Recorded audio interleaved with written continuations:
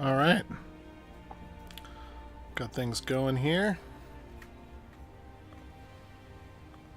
I gotta set that camera way down. Make it darker.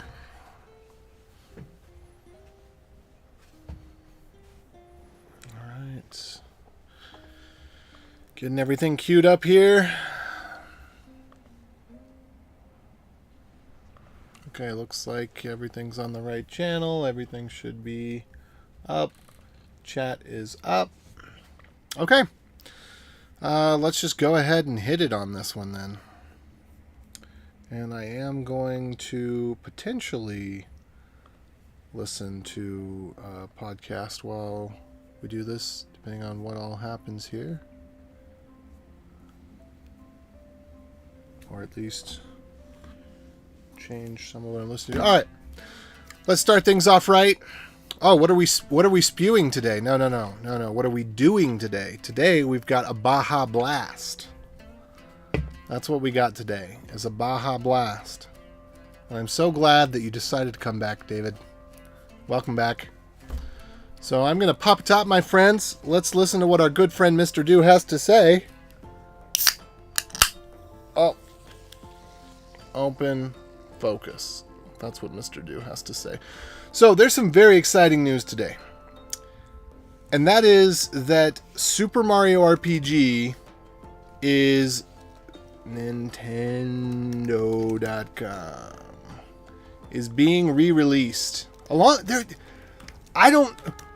is Nintendo even going to do next year? That's my question. It's like they just let it all out this year.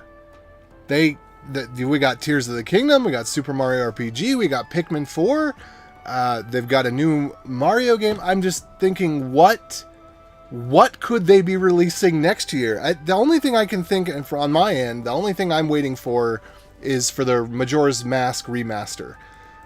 Once that's done, my life is pretty much complete in terms of Nintendo. I don't know what else they could do for me. I can't imagine what's coming next. They could give me a new Zelda title that is in the traditional style rather than Tears of the Kingdom. But I think they got to put that at least 3 or 4 years out, if not 5. Not because it shouldn't take that long to develop. I love Tears of the Kingdom, but the next game, I don't want that again. Breath of the Wild and Tears of the Kingdom coming one right after the other and having such a long break in between. I don't want that again. I want Ocarina of Time ++, or something in that vein. But anyway, in case you are interested, Super Mario RPG, it's Mario's Final Fantasy, essentially. It's an excellent game. As far as what we're going to be doing, so we're going to use Dash D and 0MQ directly. That's what we're going to be doing. Because now, finally, after 24 hours or however long it took, we have our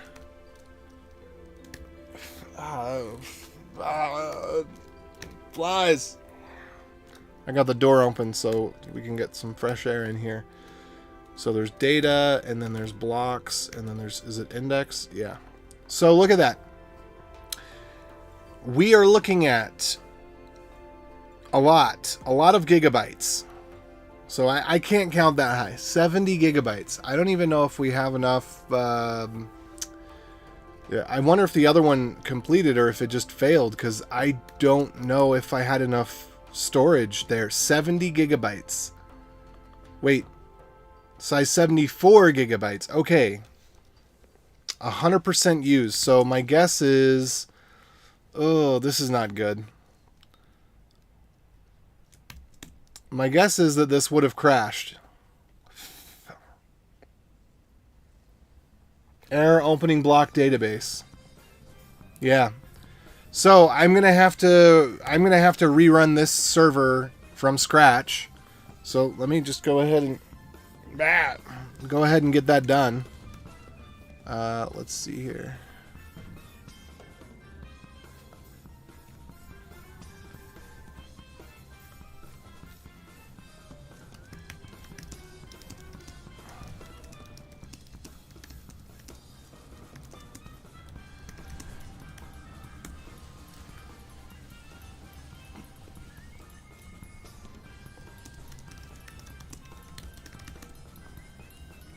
Okay. So this is really unfortunate.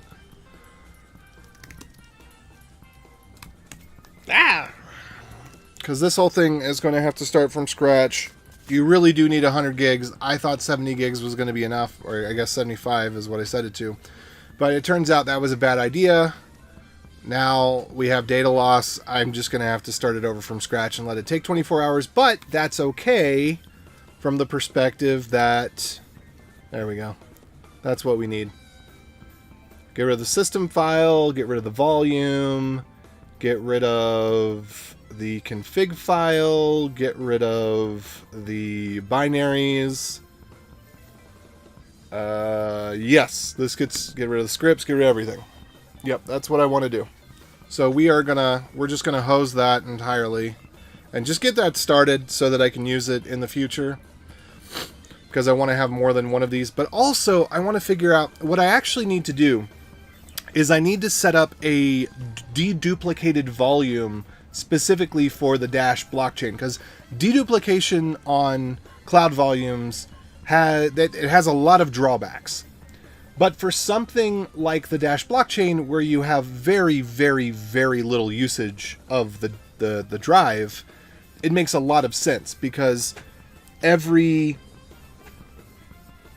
copy of the blockchain is going to be identical.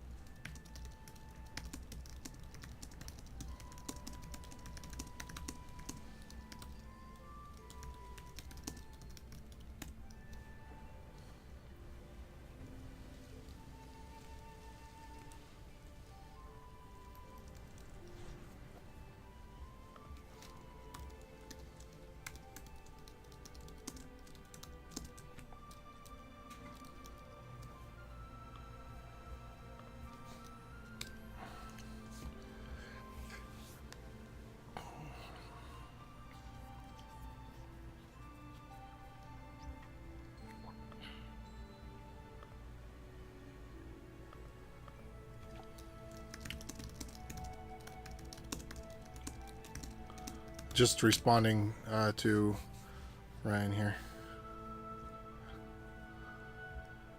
And then let me see.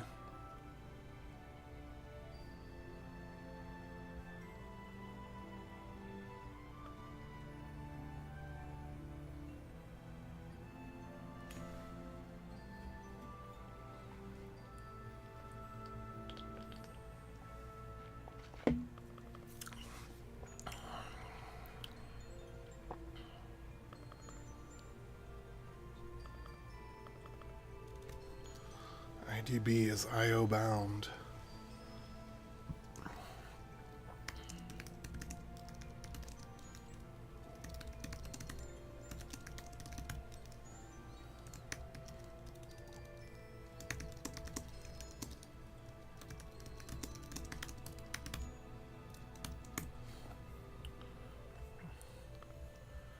Let's see.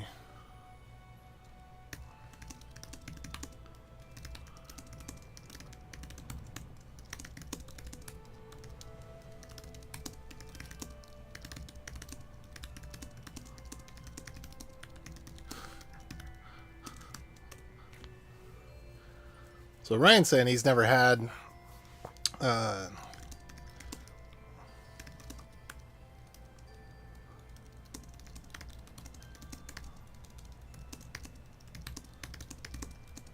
Never had it take so long. Oh, sorry, my chat window got covered up here. Let me move this so I can see the chat window.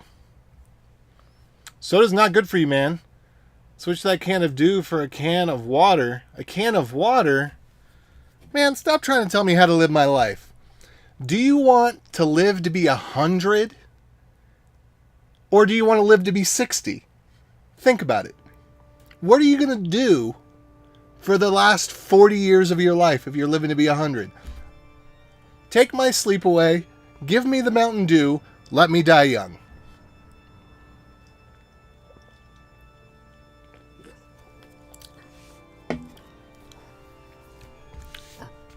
I think we might have not done the right thing in prolonging people's dying misery for 30 to 40 years more than what it ought to have been. That said, I think there's some sort of balance, but I think the idea of spending your whole life running and sleeping and eating bland, drinking bland foods and drinks, it's just not worth it. I'll live my time, and then I'll pass.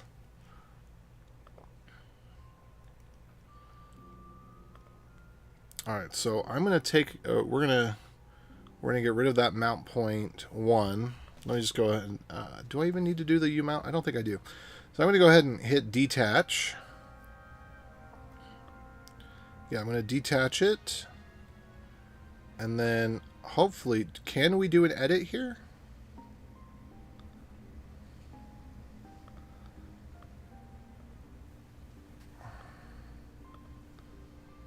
Anyway, I was going to say, let's see, disk size. I'm going to go ahead and give it 200 gigs because, well, I guess that might be excessive, but it's a thin volume, so I can, basically I'm specifying the maximum size. So I'll make it 150.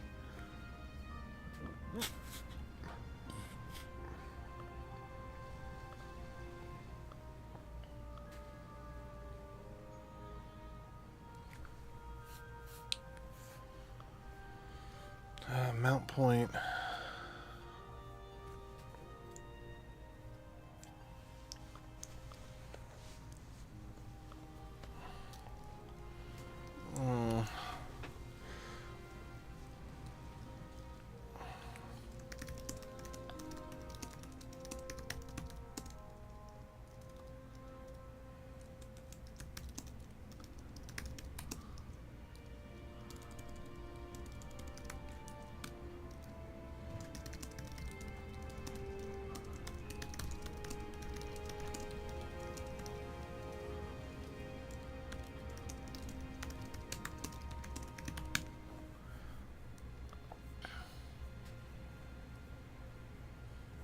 Okay. All right, so I'm giving this 150 gigs. I do wonder if I could just resize the other one. Let's see. Oh, and this we do not want that to go into backup jobs.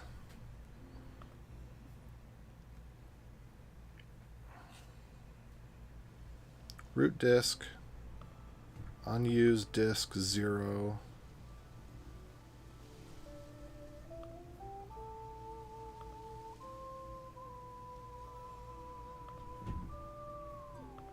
Volume, action, reassign owner, resize. Oh, we can resize. Okay, cool.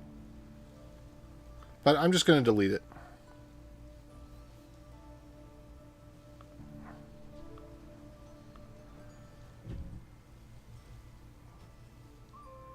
We're just going to remove that. Let's see. Sudo umount. No, that one's... Do we get the 150? We got the 150 there. Okay, cool. So, we'll go ahead and get this going again, and then we'll come back to it in 24 hours. But, thankfully, I kind of need the server to be local in order to do what I need to do. But I do have one that's remote that I could probably fudge in an extreme case of need. Oh, I needed to do... Hold on. Sudo mkdir. There we go. Now I can just run this, and it should work. And then if I do this with sudo and zifu, we should be able to watch that get started, and we'll just let that one get started and do its thing. And I do not have the ability to remove. Yeah, unused disk. I can take that one away. This one's detached. Volume action, reassign owner, remove storage, target storage. Okay. Delete source. No, I don't really want to do that. Okay. Add mount point, revert, volume action, resize, increment.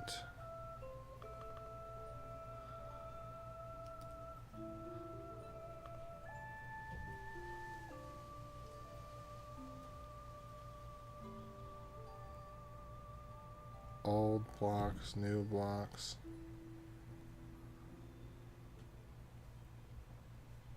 Mounted on /temp.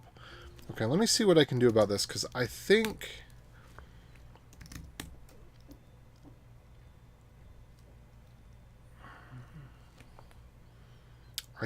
somehow it's still mounted when it shouldn't be.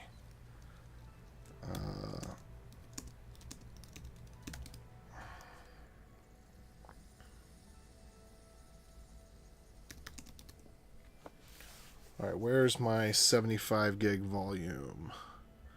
Size, 68 gigs, not that one. 126 gigs. 126 gigs. 126 gigs. 126 gigs. This doesn't make any sense to me.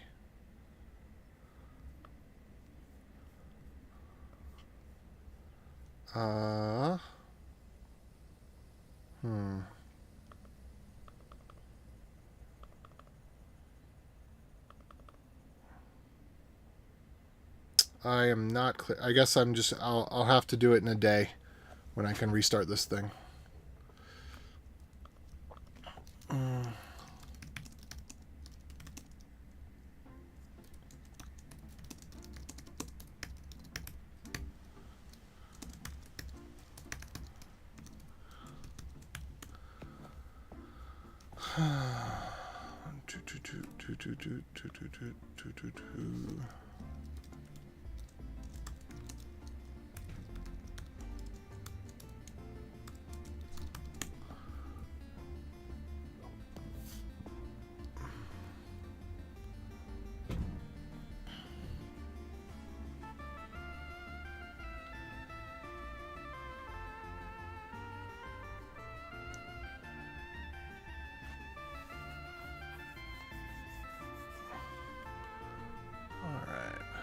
Okay, nothing there.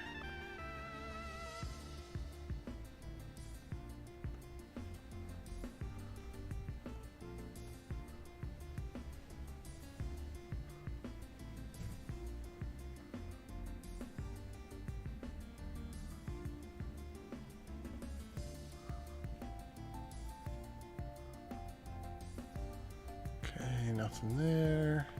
So I'm just catching up on some messages related to some of the stuff.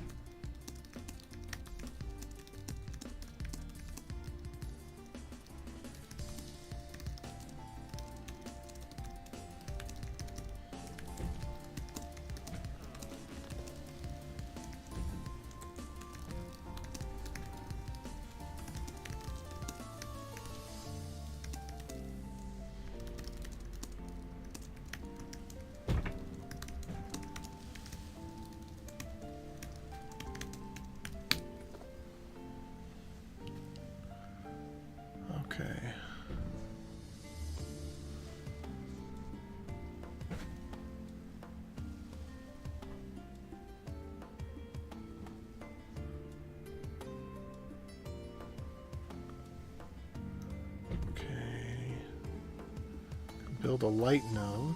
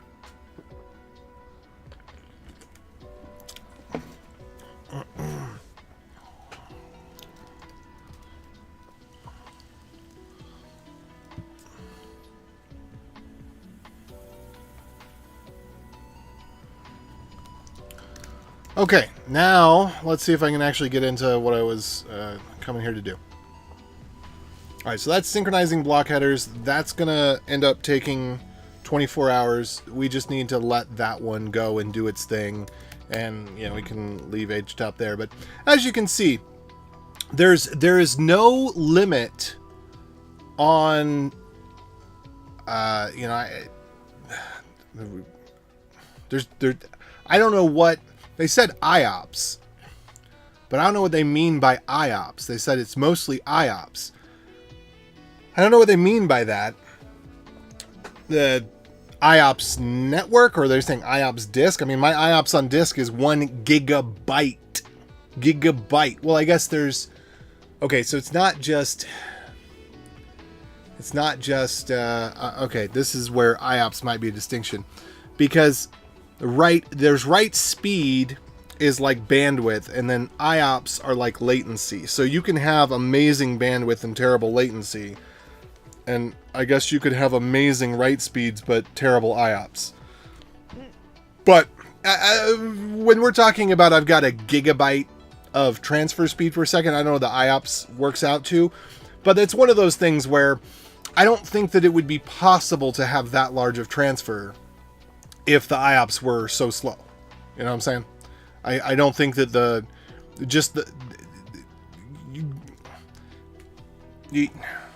if you have gigabit internet, you're not going to have 2-second latency. You know, it's one of those things where, yes, your latency could be much worse than the ideal, but as you scale up in bandwidth, you typically are going to scale down in latency to some degree. It's the satellite internet can get good bandwidth, but you're not going to get great bandwidth unless Starlink is working out. I don't know whether it is or it isn't. Yeah.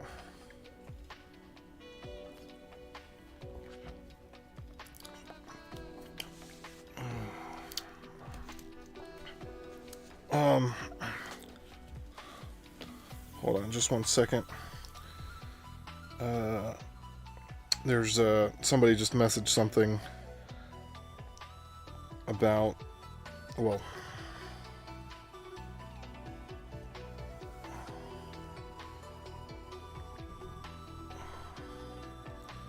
how do I do this? Duplicate? Is it duplicate? Copy photo. Duplicate. How do I duplicate a photo? Okay, so I can do this one and then I can edit.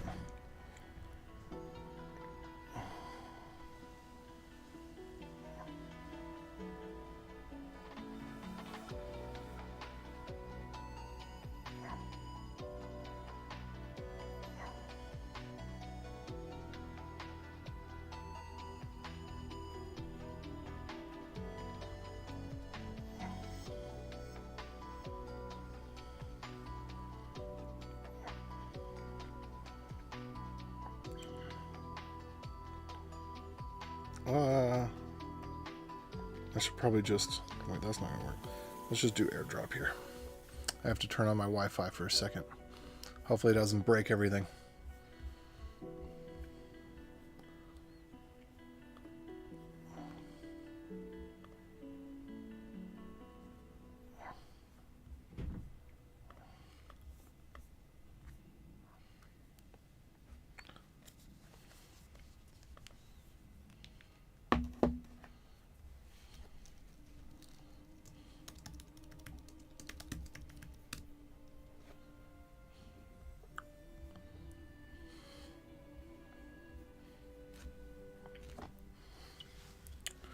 Okay, there we go. All right, now let's get to the task at hand. I probably need to grab... I think I created a new password for this thing.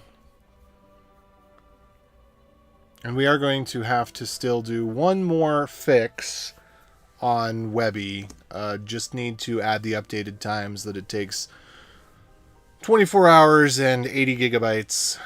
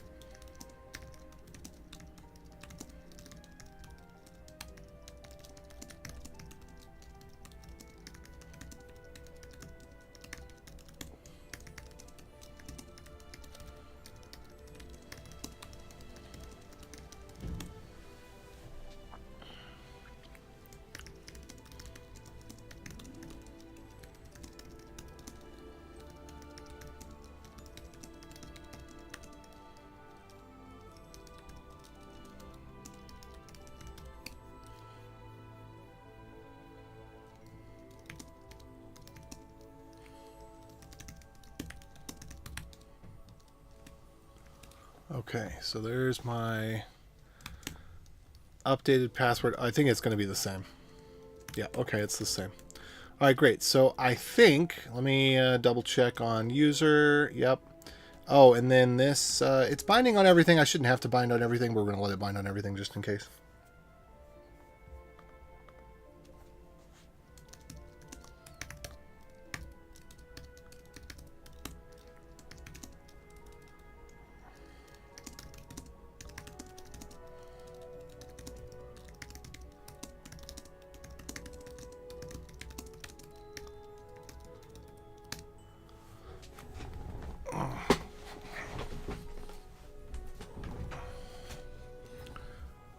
Oh no!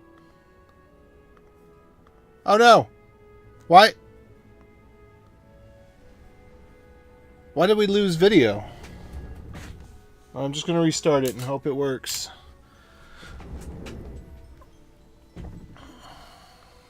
Oh, I know. I bet I know what's going on. It's trying to force me to reboot my computer for the security update. Maybe. Well, it reconnected, so maybe not. Maybe it was just something weird. No.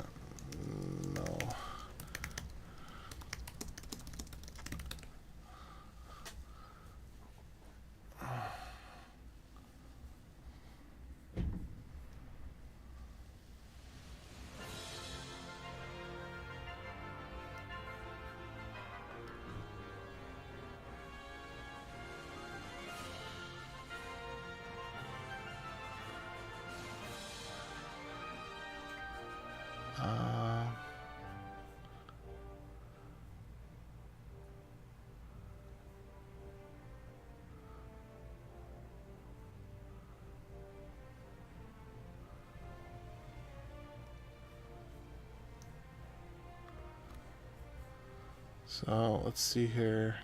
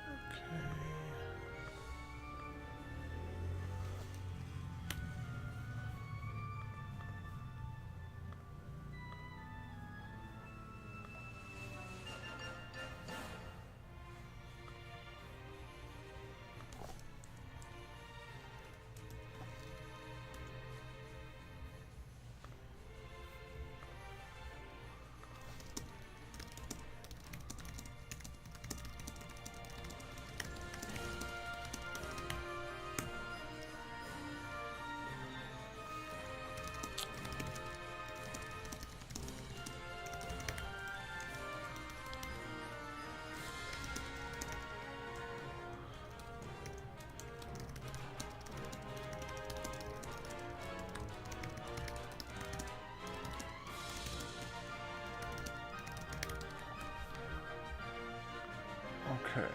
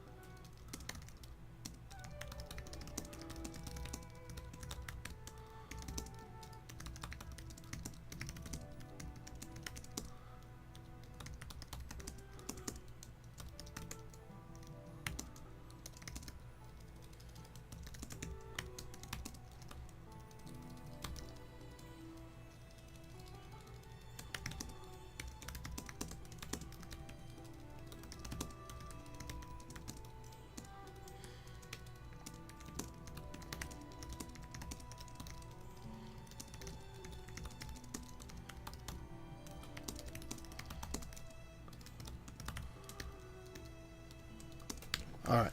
Okay, now back over here. All right, and I could swappy doodle all of those things over here. In fact, I probably should. Let me make sure. Let me test it first, and then I'll swap them. Whoops. What just happened? All right, let's see that we get to the part where it says ready. So not ready. And then it's not getting to the part where it says ready, which is that's not what I was hoping for. Also, I got some feedback on the PRs for this. I think that one of them it wasn't understood. Let's see, merchant services. No, not that one. I got too many of these open once again. Let me see if I can find that, because while I'm thinking about it and I've got it up, I might as well do it. Okay, there's too many of those.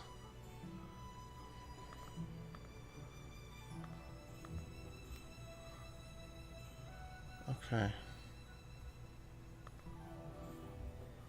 So dash core node. Is this where I put the PRs? Okay, enforce style rules.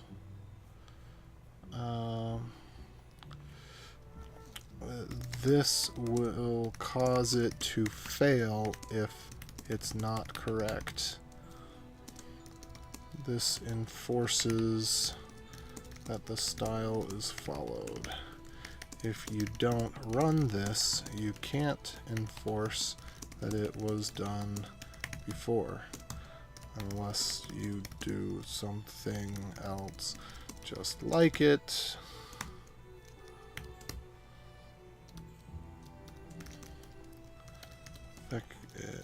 Effectively the same.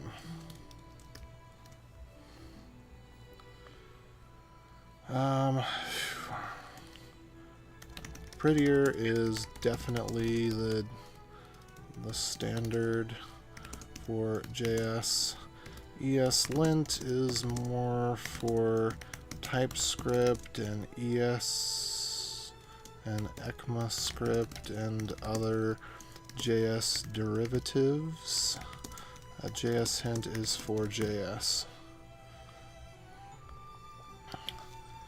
ESLint can operate on JS, but it has a boatload of dependencies, very complex configuration, etc. That said, ESLint is better than nothing, but it's nowhere near as good as JS hint for JavaScript.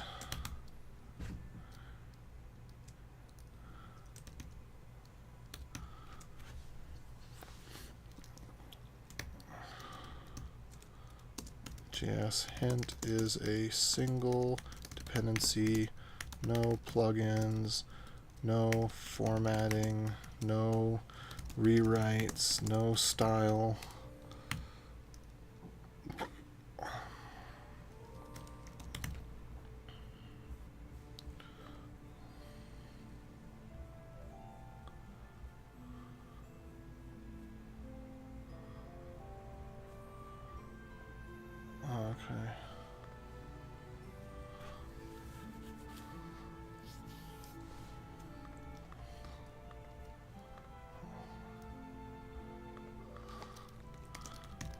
personally won't run ESLint because it's too risky, insecure due to the supply chain vulns. But CI/CD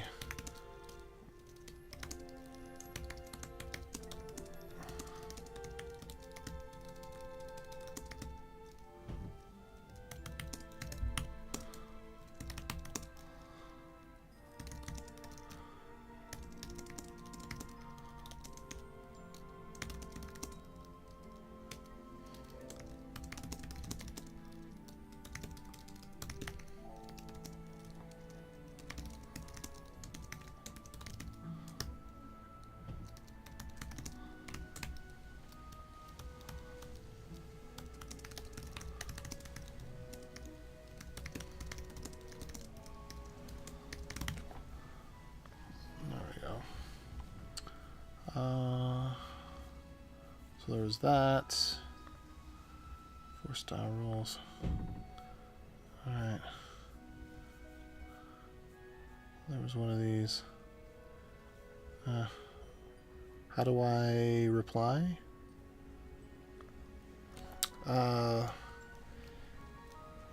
It must be an error instance, otherwise all of the tests and any code that depends on it being an error instance that already exists in the wild would need to be rewritten and have more branching logic. Since JS doesn't distinguish between warnings and errors, etc., this should be an error. The logic that checks it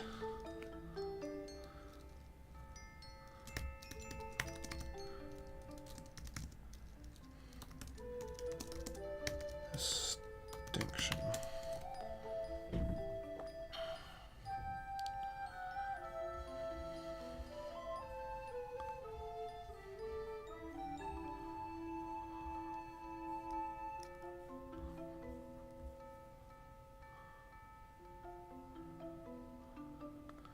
Wait, RPC and warm-up error. That line.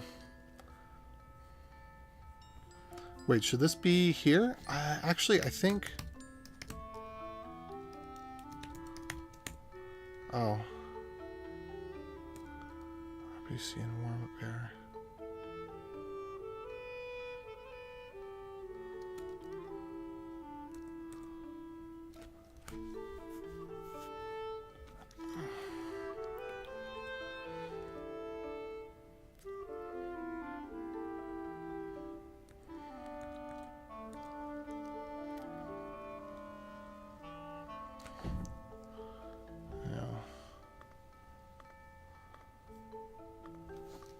That seems like a weird thing to do. That question mark shouldn't be there. That was accidental. So actually I'm going to go fix that real quick. Oh, we will get to the point of why we're here today eventually. Okay, so I should just be able to do clone. Okay.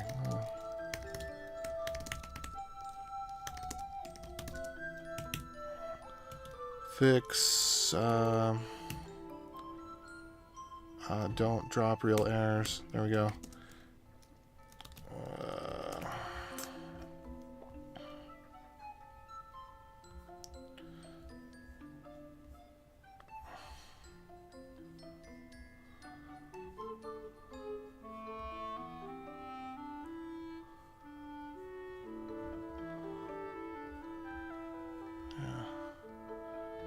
So dash D. Alright, I just need to Oops, paste this over in the right place, I guess. Let's try that first. Which one was this? Log.warm? Log...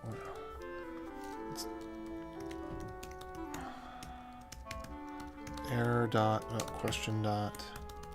Yeah, we would not need that.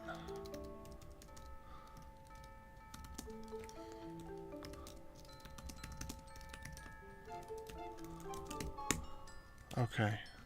So will not throw. Good.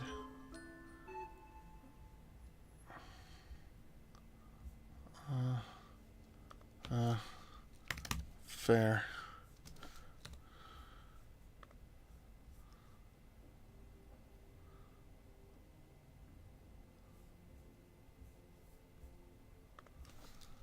Yeah. Okay, so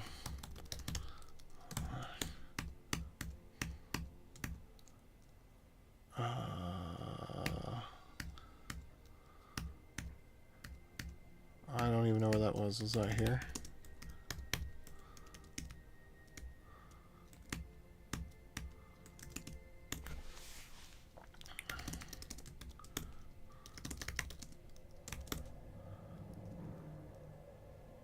Okay.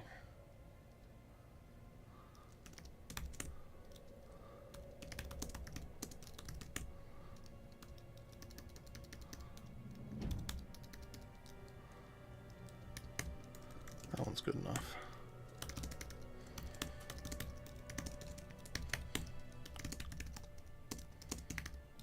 Let's see, get switch main. Whoops, master. Pull, get switch. Fix, don't.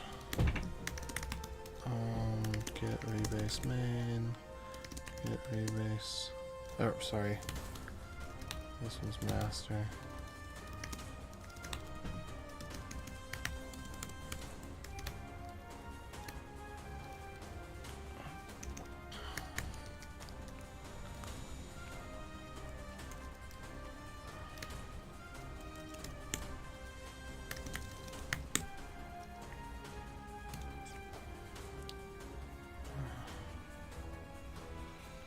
Resolve conversation.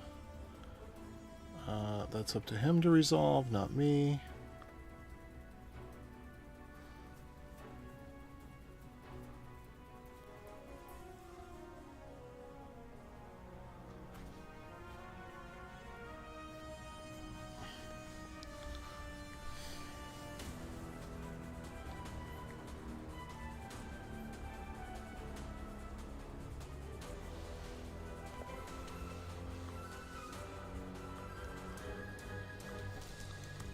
As was already the case previously.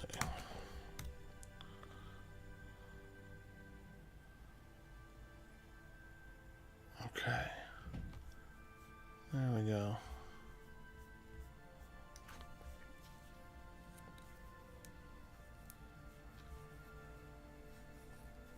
And then one thing on this.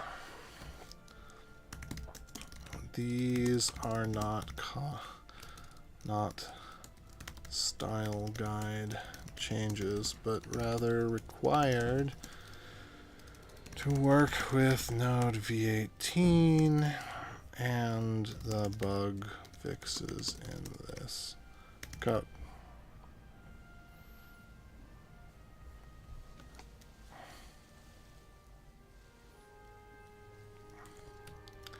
Yes, next is no longer has not been a JS hint option for several years.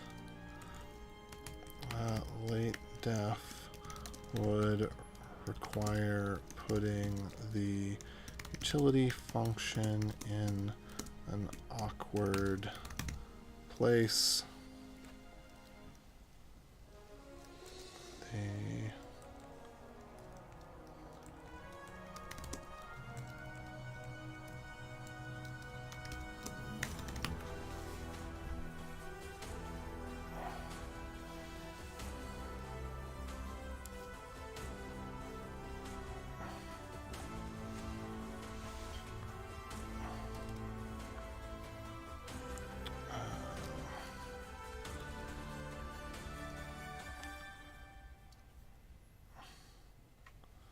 And then I think I had some backticks in here.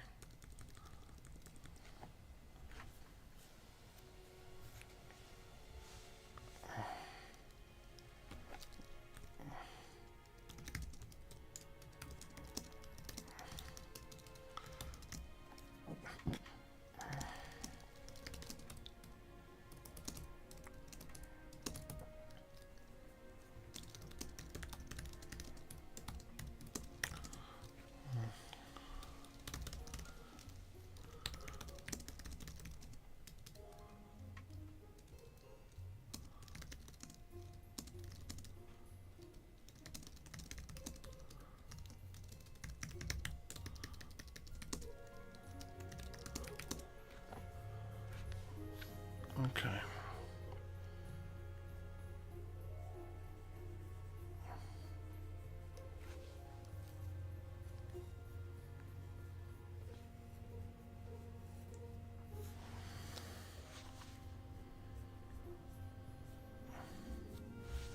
Okay, fine. I'm gonna throw this back in there.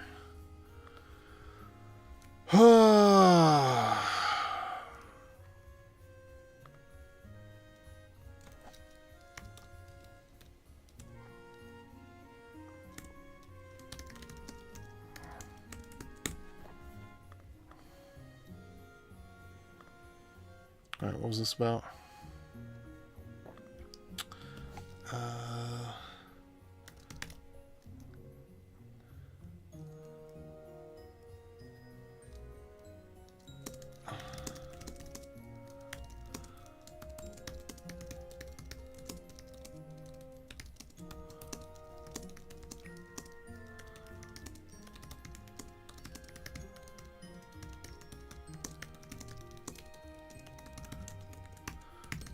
JS spawn,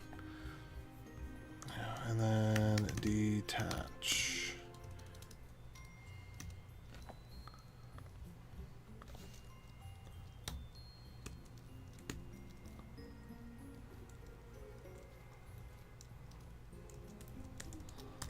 Not the default.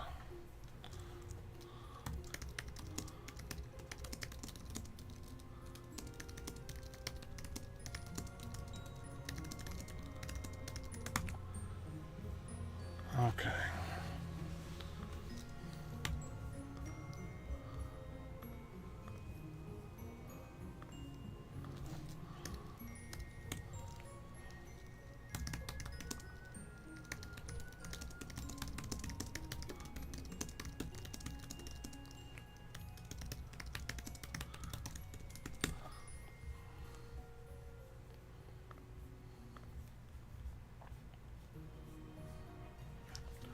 Okay, so I'm going to get off of these now.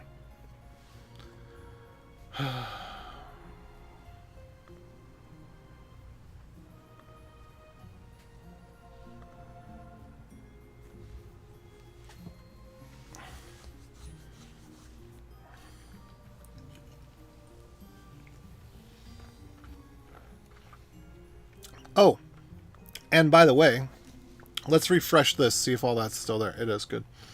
Okay, so while we're on this, wait.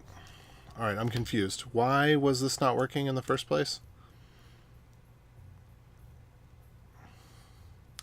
It's not ready. So let's just go ahead and ping the host here and see if we can get anything sorted out. So I know why this one's not working because I screwed that up on purpose. So now that should be working. So we should be able to ping. Whoa, sudo ping.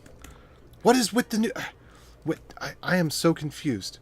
I am so confused.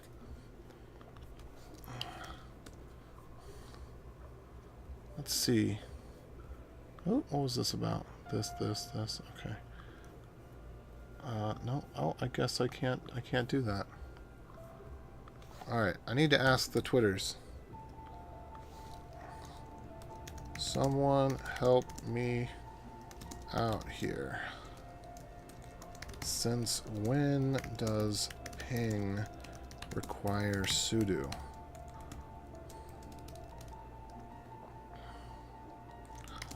don't remember ever having to sudo ping until about yesterday. And now it seems like every distro has that implemented. Mandela effects?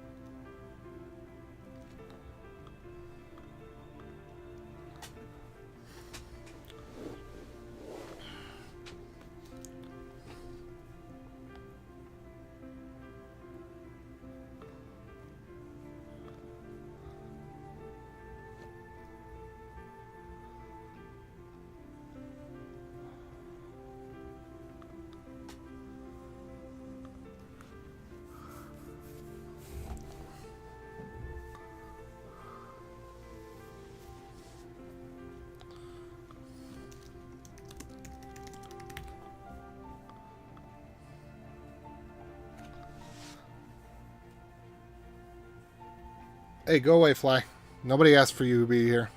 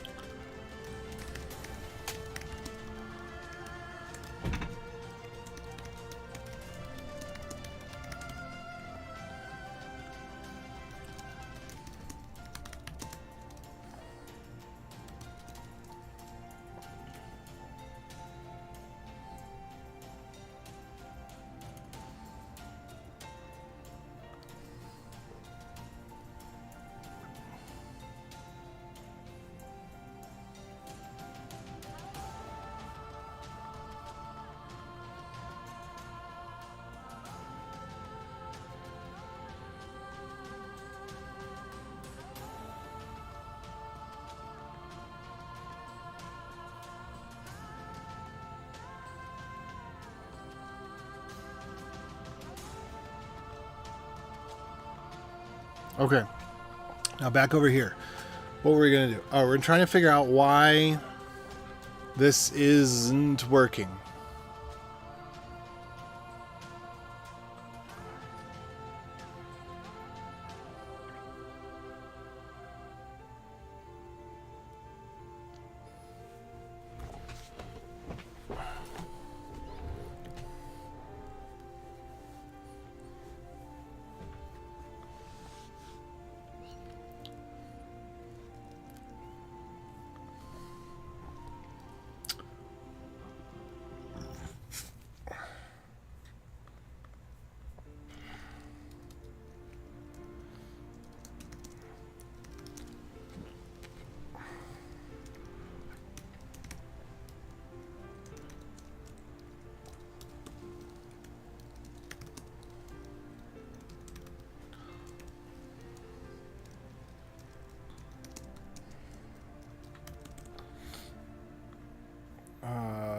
Okay.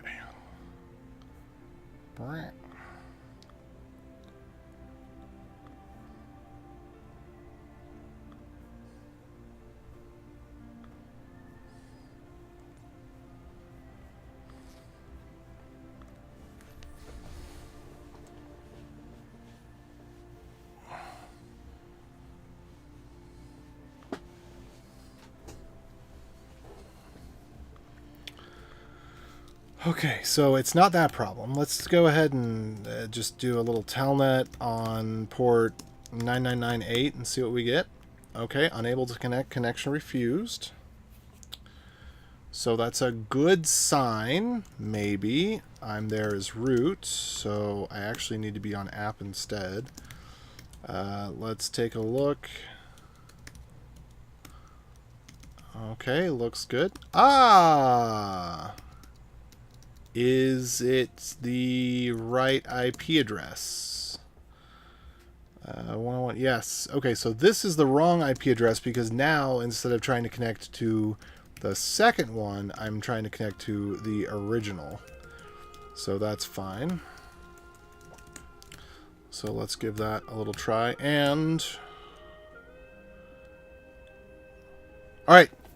Yes! Okay, cool. And I'm going to do webby-core.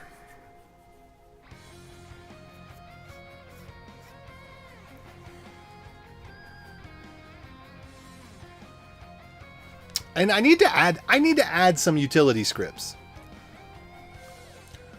I don't remember where Will messaged me. He messaged me somewhere.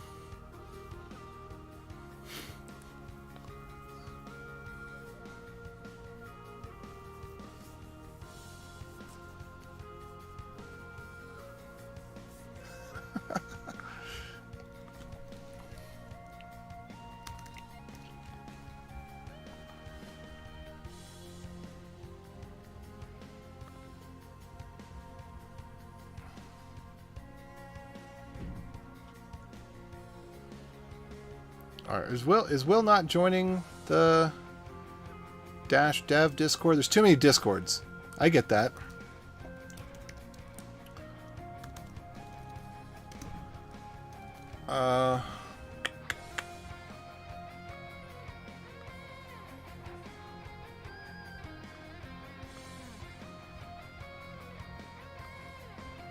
Let's see.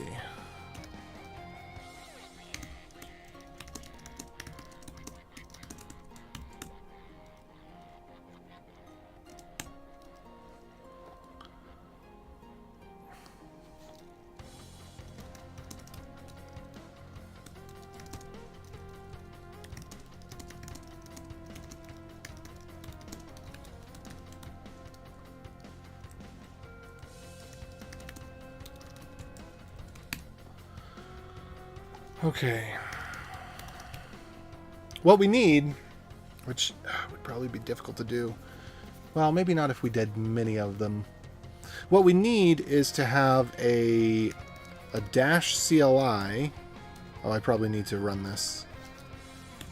So dash CLI, and then what is it? Get address, or I don't know, whatever. It's so annoying that it doesn't. The help is not helpful. It doesn't list any of the commands. And seriously, who's got those commands on speed dial? Okay. All right, let's try this.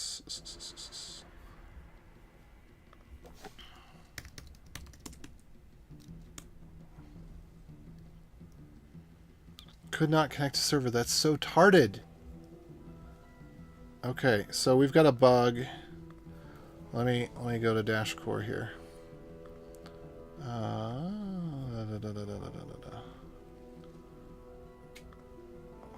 got another bug.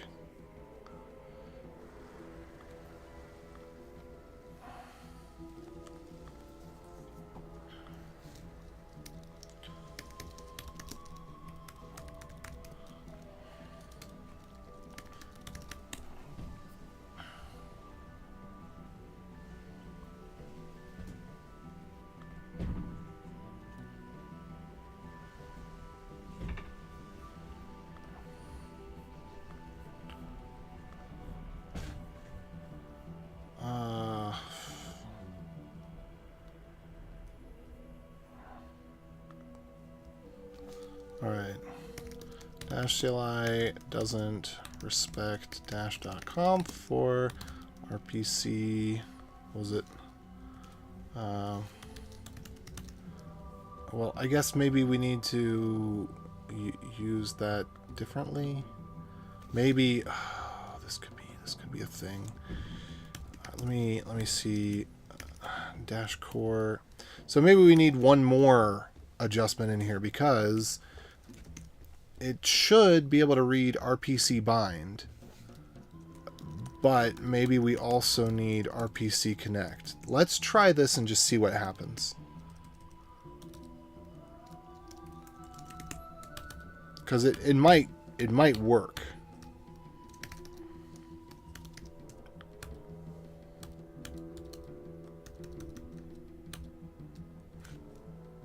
No, was it on this side? Sorry.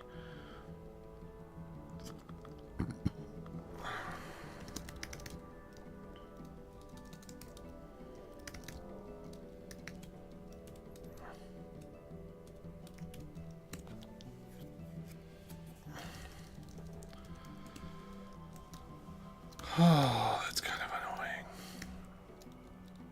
Oh, whoops. Maybe it does.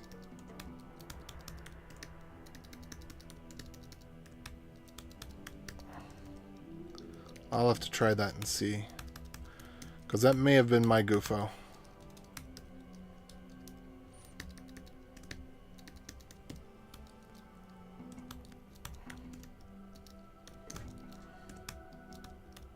But I think I had this problem on the other one too.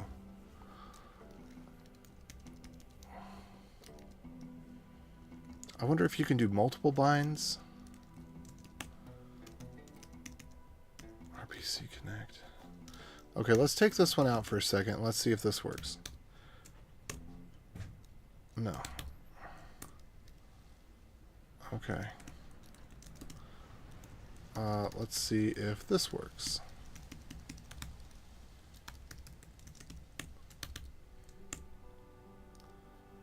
All right, cool. Okay.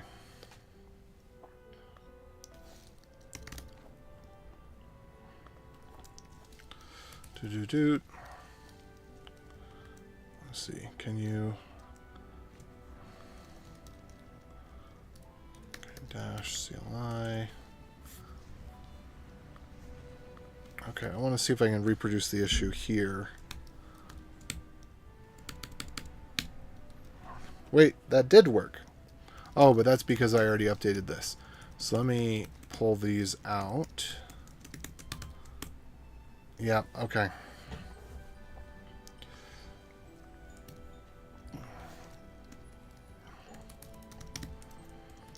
Bug reports, barely even moving. Bug reports. Wait, okay, so you missed it. Yeah, sorry, I didn't see your Commander Skull Crush. I didn't see you just a second ago. How many seconds ago was that? Let's see, can I... I don't see a timestamp on this thing, but it must have been more than 30 seconds ago. Anyway, so never use ChatGPT for anything unless you're already an expert developer or you just like spending most of your time debugging broken code. If that's what you'd prefer to do, you'd rather have code that doesn't work, then yeah, ChatGPT is it's really gonna open up some doors for you. But where did this go? Here's my latest experience with LLM, meaning the technology of ChatGPT. The official music video for the song premiered on YouTube on August 12th, 1991. And the thing was, the rest of the answer was so authoritative and seemed correct, and I didn't know what I was. The thing is, it doesn't. It's like you have to know whether or not the information is correct before you ask the question. It is literally a garbage generation model. It's just, here's words. Now, I don't know if the song actually premiered on August 12th, but I certainly know it didn't premiere on YouTube. But I did a double take. I actually had to think, like, wait a minute. YouTube was 1990. Oh, the internet didn't exist in 1991. Right. But because I was, yeah. I think YouTube came out, what, 2004? 2005? Let's see.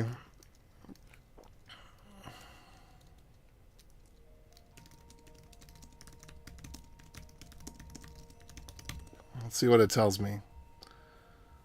When...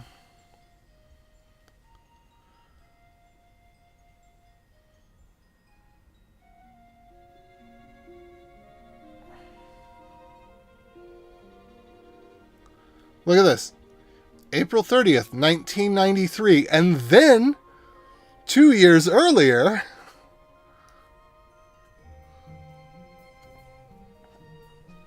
Yeah, I think it was around 97.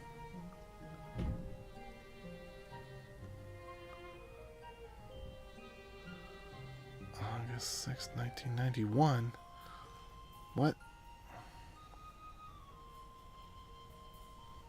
Yeah, anyway.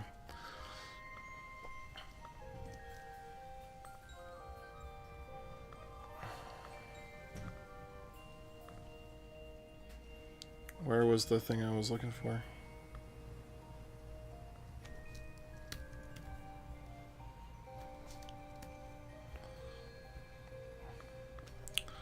Alright, dash.conf, any file, 1, 2, 3, 4, 1, 2, 3, 4, 1, 2, 3, 4, 1, 2, 3, 4, 1, 2, 3, 4, 1, 2, 3, 4, 1, 2, 3, 4, 5, 6, 7, 8. 1, 2, 3, 4, 5, 6, 7, 8. 1, 2, 3, 4, 5, 6, 7, 8. 1, 2, 3, 4, 5, 6, 7, 8. 1, 2, 3, 4, 5. 1, 2, 3, 4, 5. There we go. And then you know what I'm going to do? I'm just going to leave the passwords in. I don't think I'll really do that.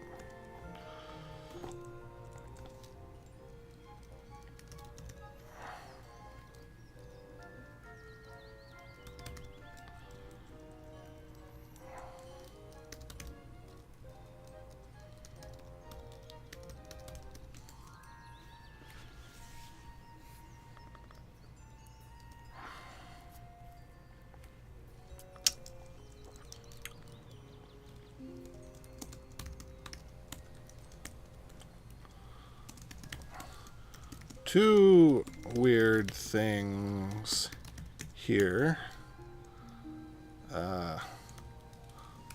One, dash CLI doesn't know how to use the correct address for RPC. Two, dash D doesn't bind to localhost when binding somewhere else. I don't think I've had this problem with other network software. Okay, 1, 2, 3.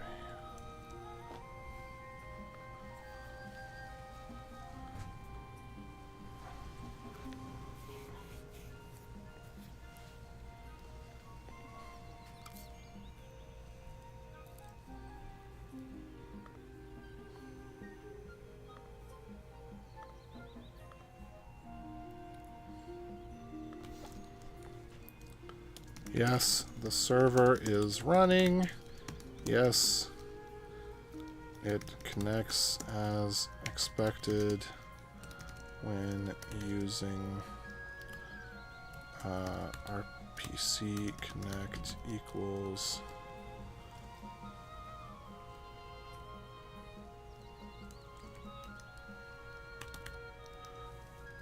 when RPC bind equals 127.0.0.1. There we go.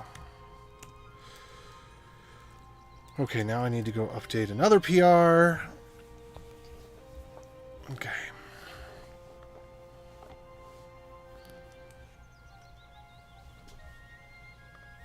I do want to put...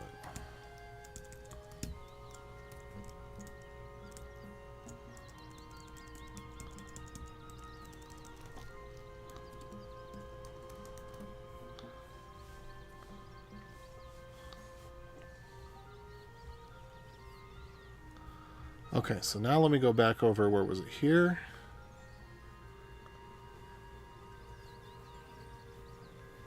You must be a big old fly. Or a bee? Are you a bee? What are you? Oh, you're gone. Well, I'm... Wait, you're coming back? I thought you decided you didn't want to be here. Go away.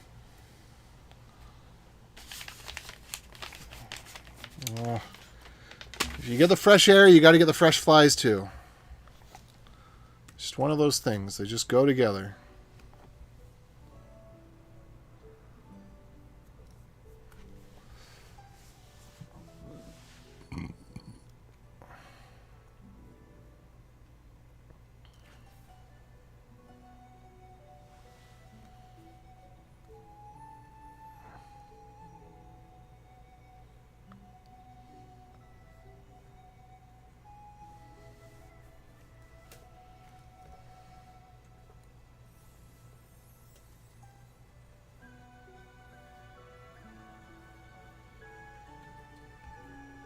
It's more than a fly.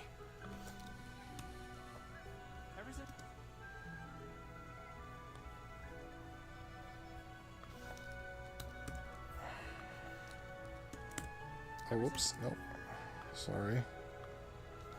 There's a...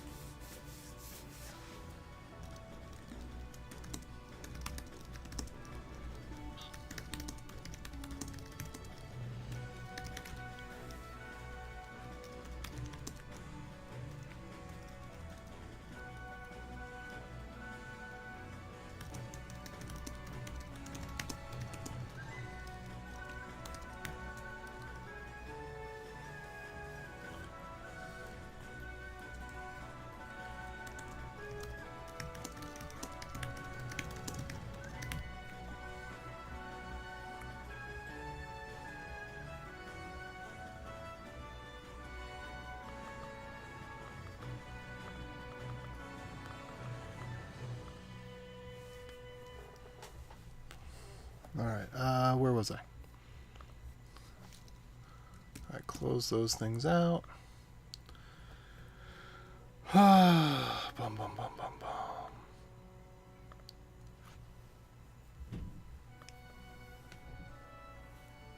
Okay, I'm going to get rid of that because we don't need that. Where was this one?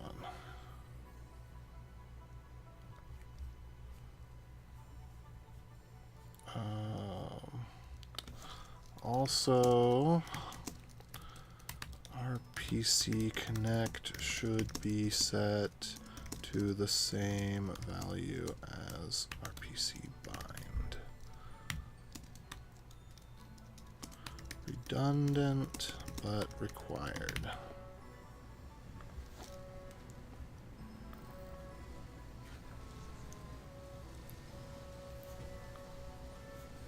Okay, so I'll get around to that.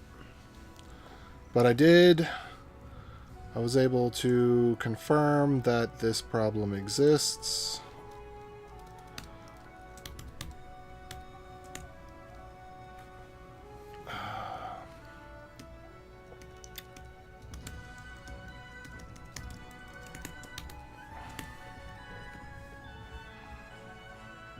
What is...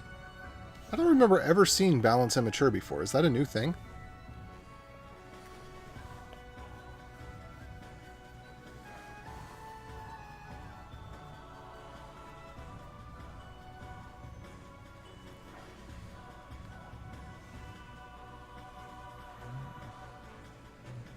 I wonder if that has to do with locking.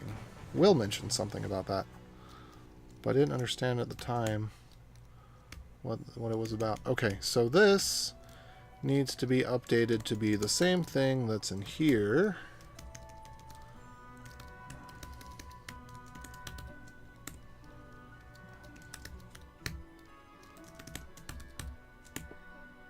Okay. All right. So now that's working. Private networking success. Huzzah.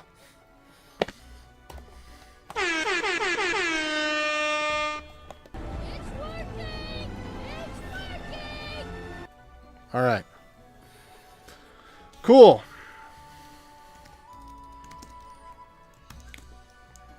All right. So now that I've gone through and adequately dealt with various bugs in Dash Core and Dash Core Node, now let's abandon Dash Core Node entirely. Oh, sorry. I don't know why I didn't see all these comments coming in. Do I even have are the comments even loaded over here? It looks like they should be. I could reload them just to be safe. Because I didn't notice any of them coming up there. Maybe I just happened to be looking in the wrong place. Anyway, hallucinations are a thing, but code either works or it does not. You're a coder able to verify it. But why why would I need ChatGPT to write bad code for me to debug? Why don't I just write the good code? I think there's a misunderstanding very broadly about how typing speed is related to being able to code. And I can count on one hand the number of times in my life that my typing speed is what was keeping me back. That I had a perfect image in my head of exactly what the function needed to be, and for more than 5 minutes, I had all the information in my head for everything that I was typing. And the only thing that was slowing me down was my fingers. I can count the number of times that has happened in my life on one hand. Well, now take that back.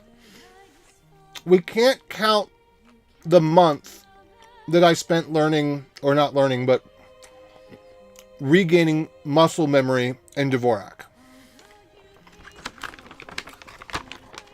Actually, I don't think I was... No, we can, because I wasn't programming back then yet. I started learning Dvorak because... Yeah, I'm pretty sure I started learning Dvorak before... Yeah, it was before college. I went to college already typing in Dvorak. It's because I was having wrist pain. And I did a search for something about wrist pain in the computer, and Dvorak came up. And that's why I learned Dvorak. So, I wasn't even programming yet. So no, that's not even a thing.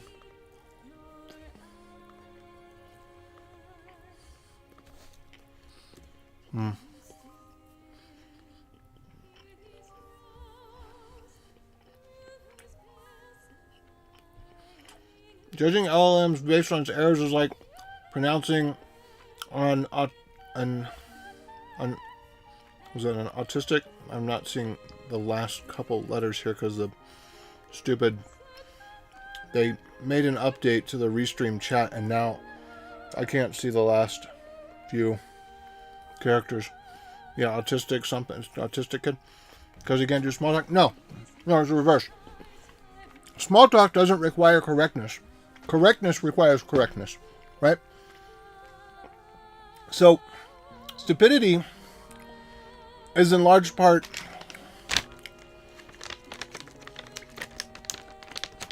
based on your ability to process information quickly and correctly, right? So if you can process information quickly and correctly, then you're smart. And if you can't process information quickly and correctly, then you're stupid. Well, there's a whole spectrum of IQ, but how well can you pattern match and make correct? It's really kind of intuitions. How well can you intuit from a pattern what the next things in the sequence should be? So if you're going on that definition of intelligence, there is no intuition. This is a tough one. It's a hard one to...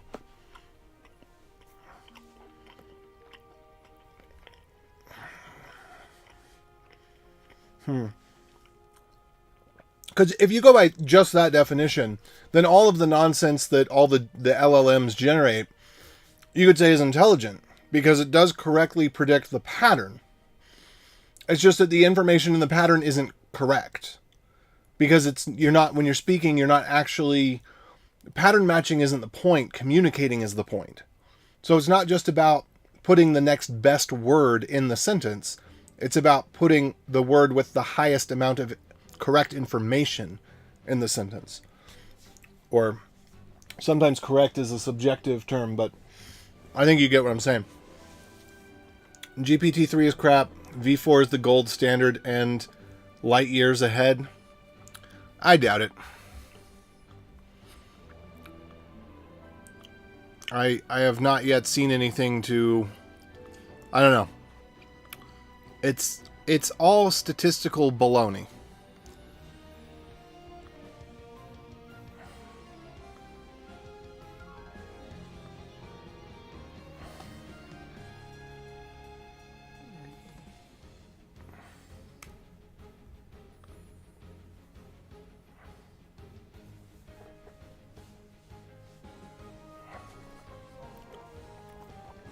Okay.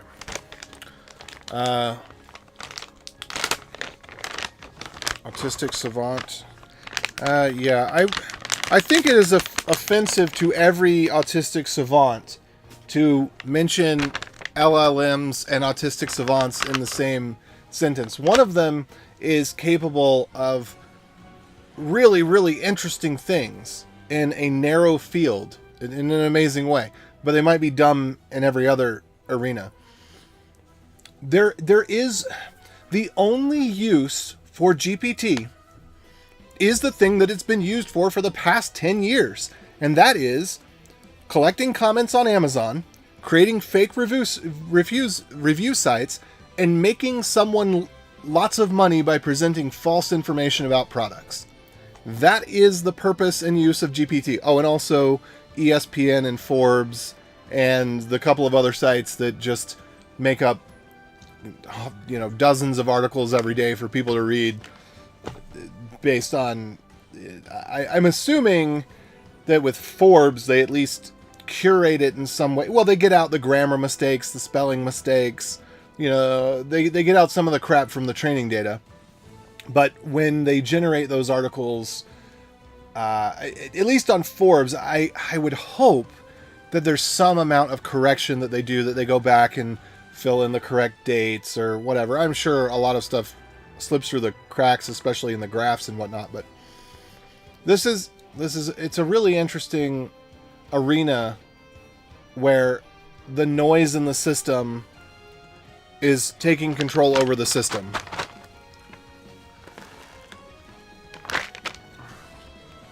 But that's not just AI. That's our modern society.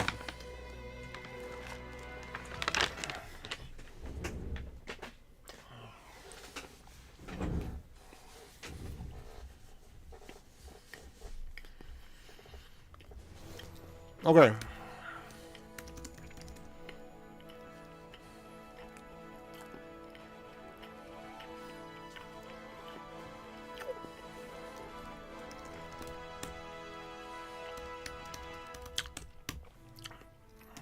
I'll admit, this was bad. But it was the quickest way to do it, and I just needed it for a small thing quickly. But we're going to get rid of that now.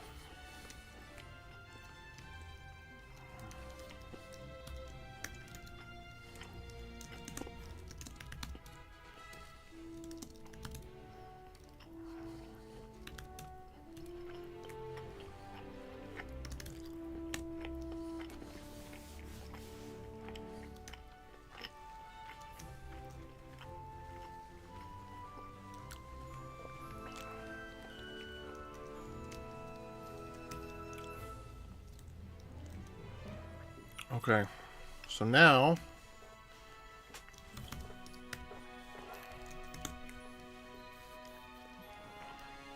well, do I even want that?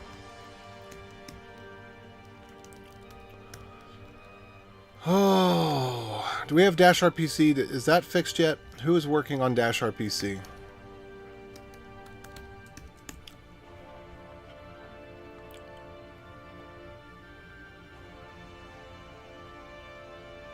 What? What? How many years ago was this? 1 year? That looks like a stolen identity kind of thing. Because we have Shumlikov and Shuplikov? Is it the same person using different names, or is it one person impersonating the other? Shuplinkov. Well, then who's Shumlikov? Oh, it's just last names that are similar. Never mind. I get it.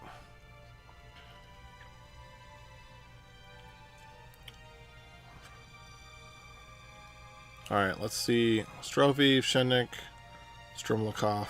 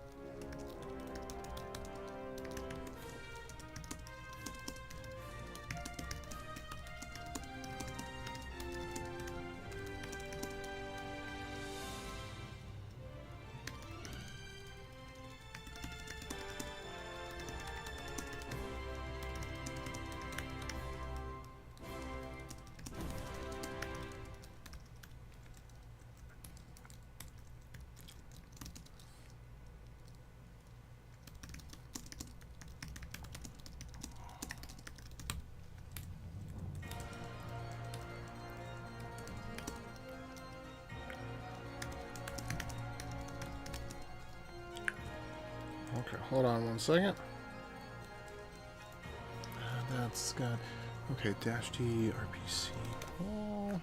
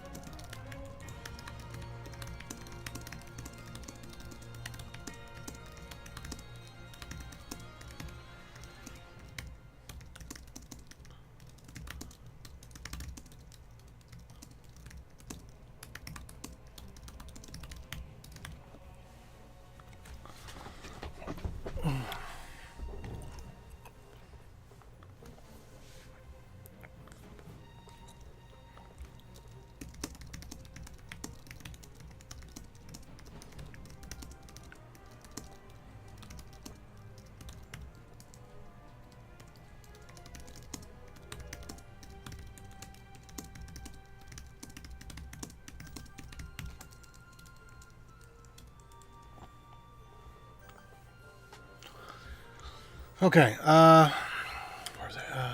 Okay, so this one. No, I need to. Where did that go?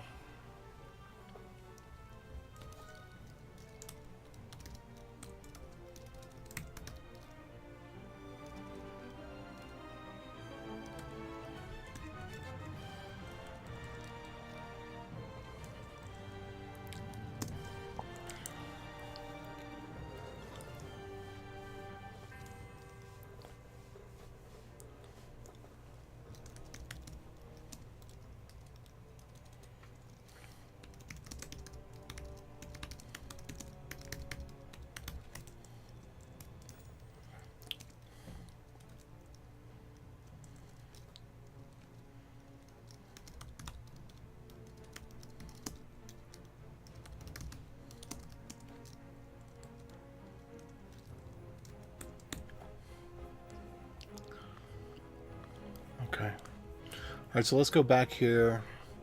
That I'm not going to do anything with right now. I'm kind of I'm kind of torn between just publishing our own version of this and using it as is. I think for the moment I'm just going to use it as is. I'll publish our own. I think I will publish our own version. I'll just do it later. Well, I'll give them a couple days, but my guess is that this is going to sit here for 6 months, and just making it complex, vulnerable, and slow. All right, so, and we do not need to use HTTPS on private networking. In fact, it would not be a good idea to use it on private networking.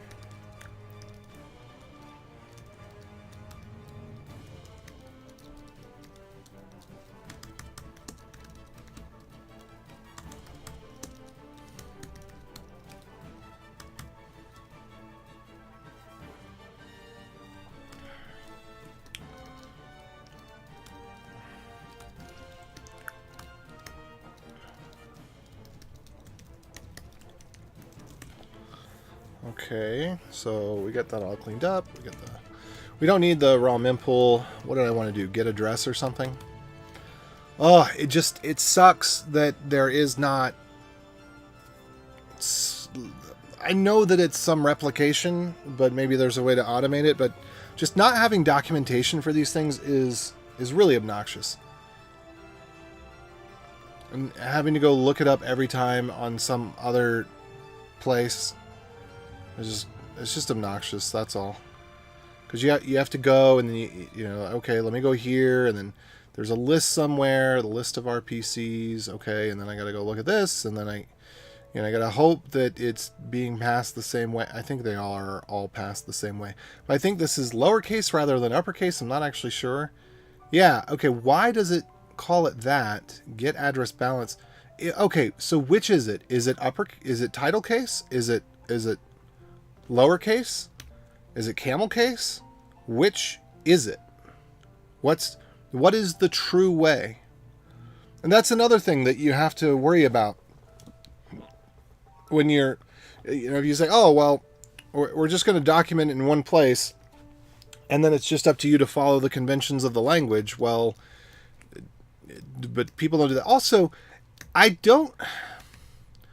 I guess the reason, because they have different types, and so you want to be able to apply the type information, and so you turn each into a function. That makes sense. I was going to say, I don't even get, this should just be an rpc.call. But if you do an rpc.call, then you lose the type information. So it does make sense to turn each into its own function. I get that. Okay. So, but look, this is just really confusing, because we don't have any documentation for this. And then get raw mempool. Well, how do you know what it's supposed to be? How do you know it's supposed to be a capital and when it's not? How do you know where the word breaks are? And raw mempool.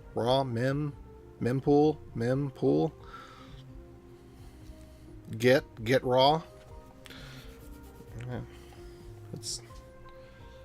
Yeah, it could go either way on those. And then what was this supposed to be again? I think it's supposed to be an array of what? I'm gonna go grab this again.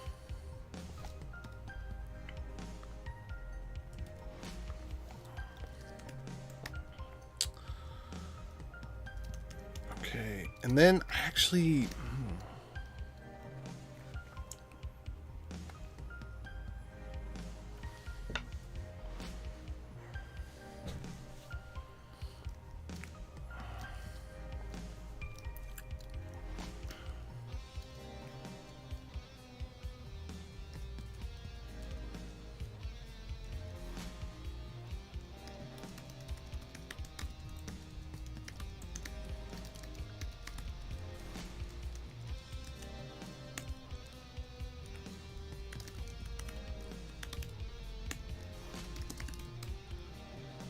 Invalid address. Is that true? Are we not? We're probably not connecting to the right place.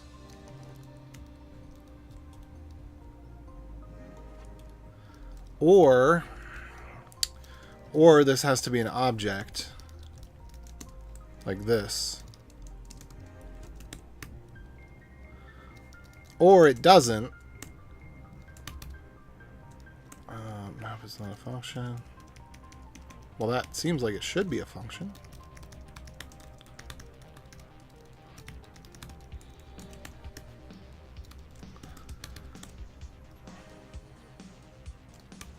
Okay, that is bad. That is way bad. Are we serious? It's gonna... Oh, come on. That is so bad.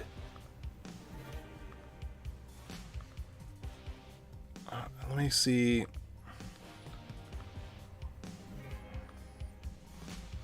Okay, this one. Oh, come on. Please tell me this is not true. Oh, no. What were they smoking?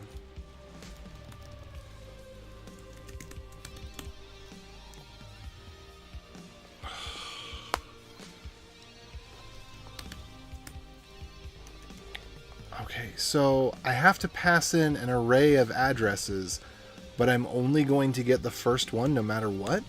Maybe there's a get addresses balance or something like that.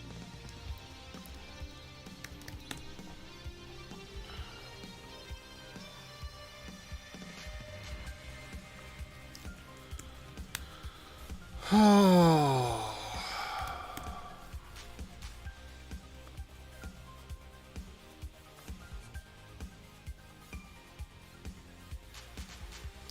Addresses.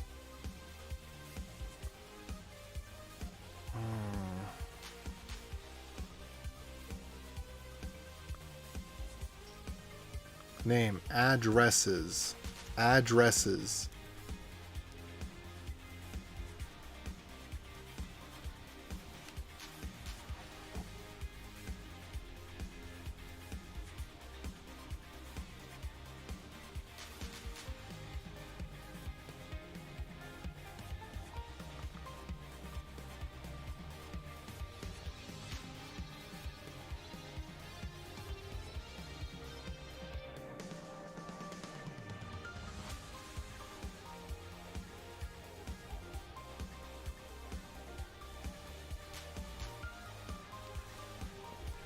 That's not good. That's going to make a variety of things very, very slow. Let's see if it works in the CLI. Maybe it's just broken in the node code.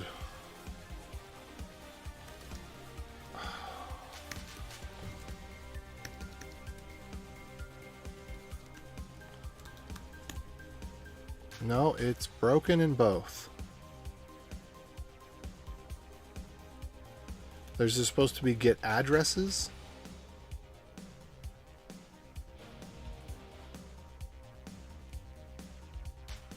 Am I supposed to pass some special option for it to get back an array?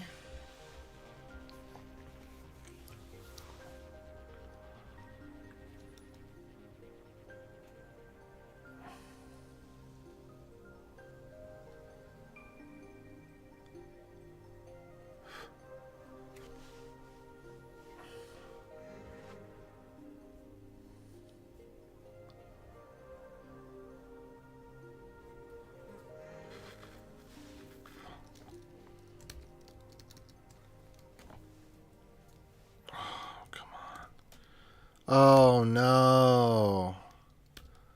Oh, no. I see what it's doing here. So how do we get back multiple of these?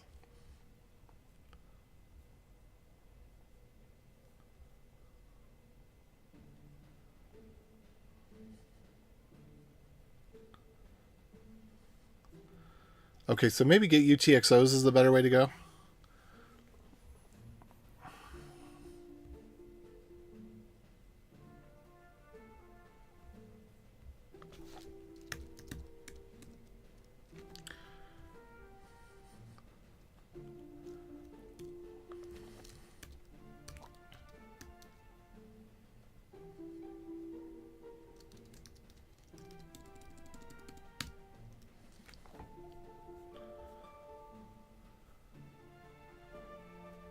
XR, XR, XR.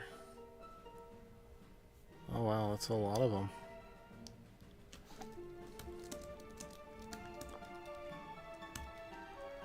Okay, XV.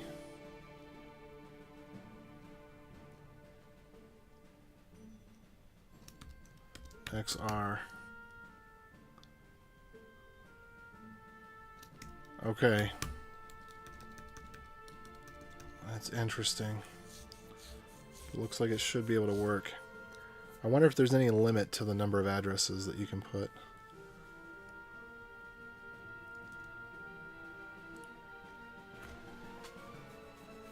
What if we put something that's not valid or not found?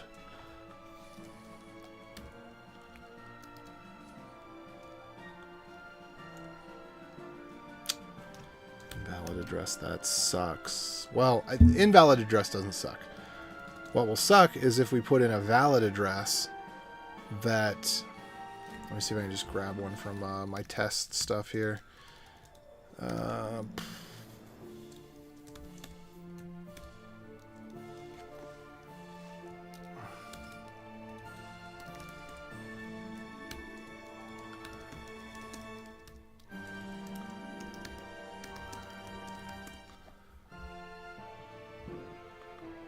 Okay, let's put a valid address that doesn't have anything on it. Okay, good. Good. So will this give us back an empty array? Excellent. All right. That's good. That's really, really good. Okay, so assuming that we could put 1,000 in there at once, which actually, let me see if we can.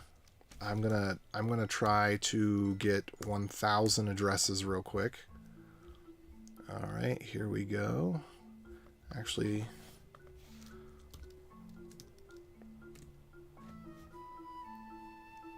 all right. So here we go. Oh, whoops. And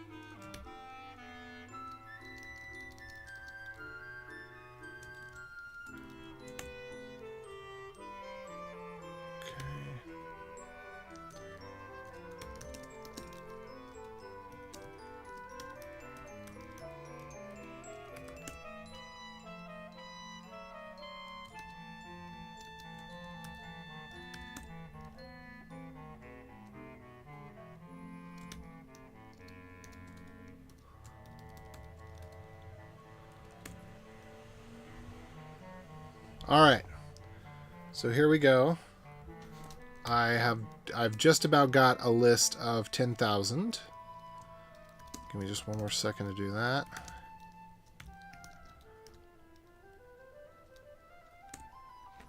Alright, so what I'm going to do... Oh, I don't have that over here.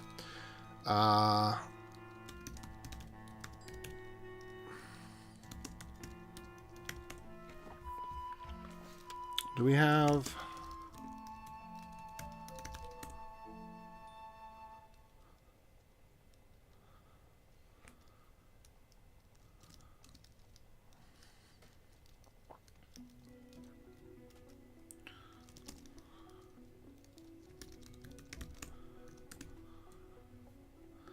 Alright, we're just going to sit and wait while it pastes a list of 10,000 addresses real quick.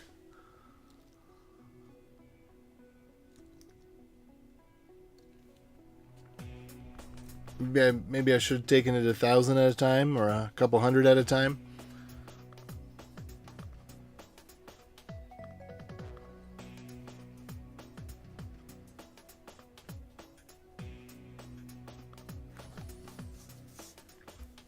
It looks like it may have...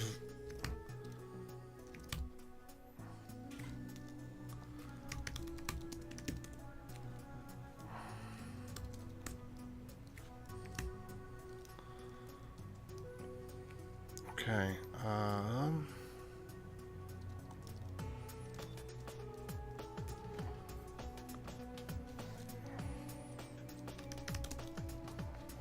Let's actually see...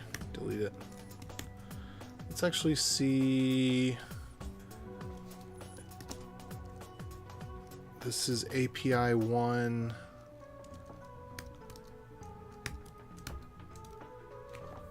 What is my... What is my connection string for this? There's my connection string. So let me use that over here. rsync-e, and then give it my madoodle there. I think that's the whole thing that I give it. AVHP, and then 10k adders is deposited in the home directory. Really?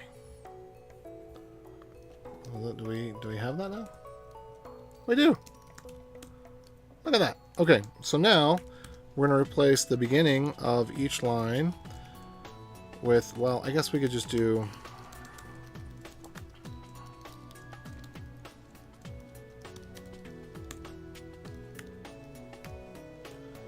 Alright, there we go. And then we are going to just remove the very last comma. That's all we're going to do there. And then I'm going to get rid of the first 100 addresses or so. So let's go to 1,000. We're just going to get rid of those addresses, period. So it's about 9,000 addresses. So then, oh, whoops.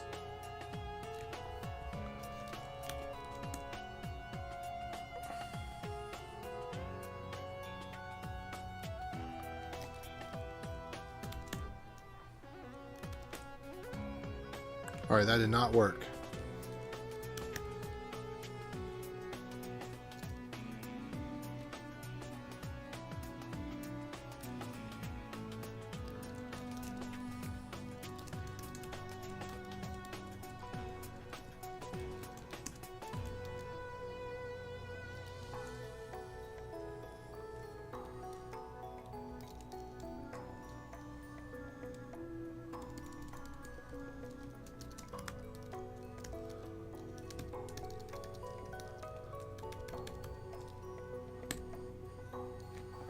Alright, let's see if this worked.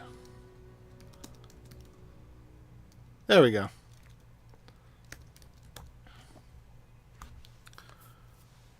So I'm actually hoping that this will be pretty fast. That would make me very, very happy if this were very, very fast and not very, very slow.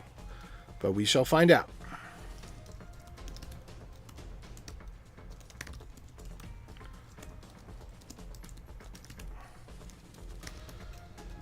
Dash UTXOs. And we're going to do, oops, ben sh set-e set-u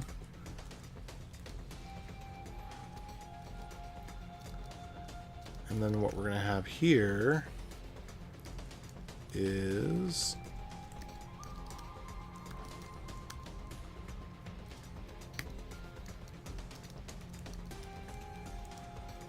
see, my adders equals, just get out there and get back into it. And then we can get rid of this and do my adders. Cat my file equals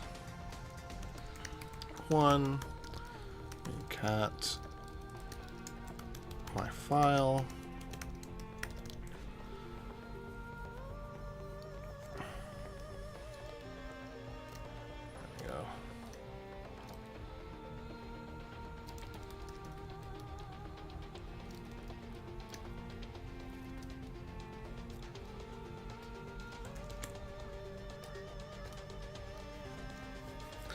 And we could have done a read and then just take each line and add the quotes to it.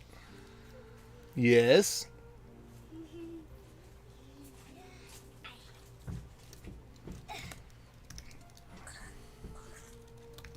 Daddy. Yes, sweetie. So, Yossi is inside the video game. Do you want to play Yossi with me? I do. Okay, let's do it. Right now. Not right now, sweetie. Let's see. What am I getting wrong here? Dash E? No.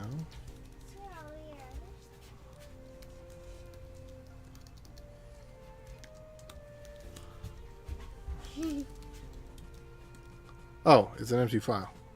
Okay, so that's not working out the way that I wanted. What song are you listening? I don't know, actually.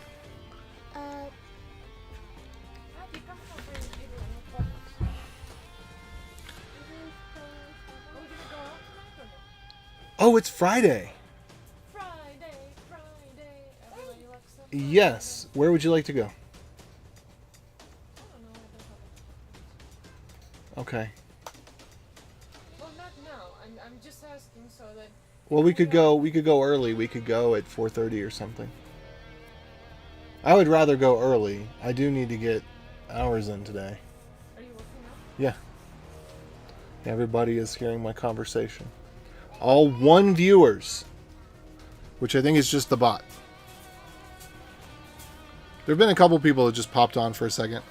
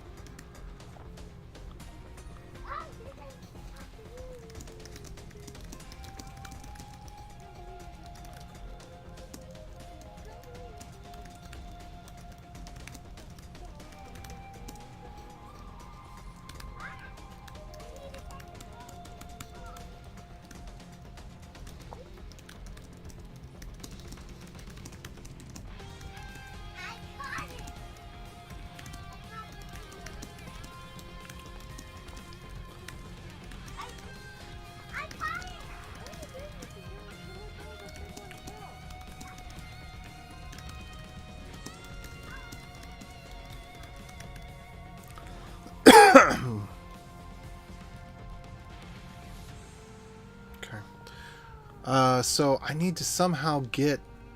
I want to copy this file over, but I'm not sure... I'm not sure how to do it. I'm going to look at my SSH config, because I think if I can put the jump host stuff into my SSH config... Let's see. API 1... Hey, little boy! How are you doing? Why does it look like you got punched in the face? Punched in the face? Yeah, it's really strange.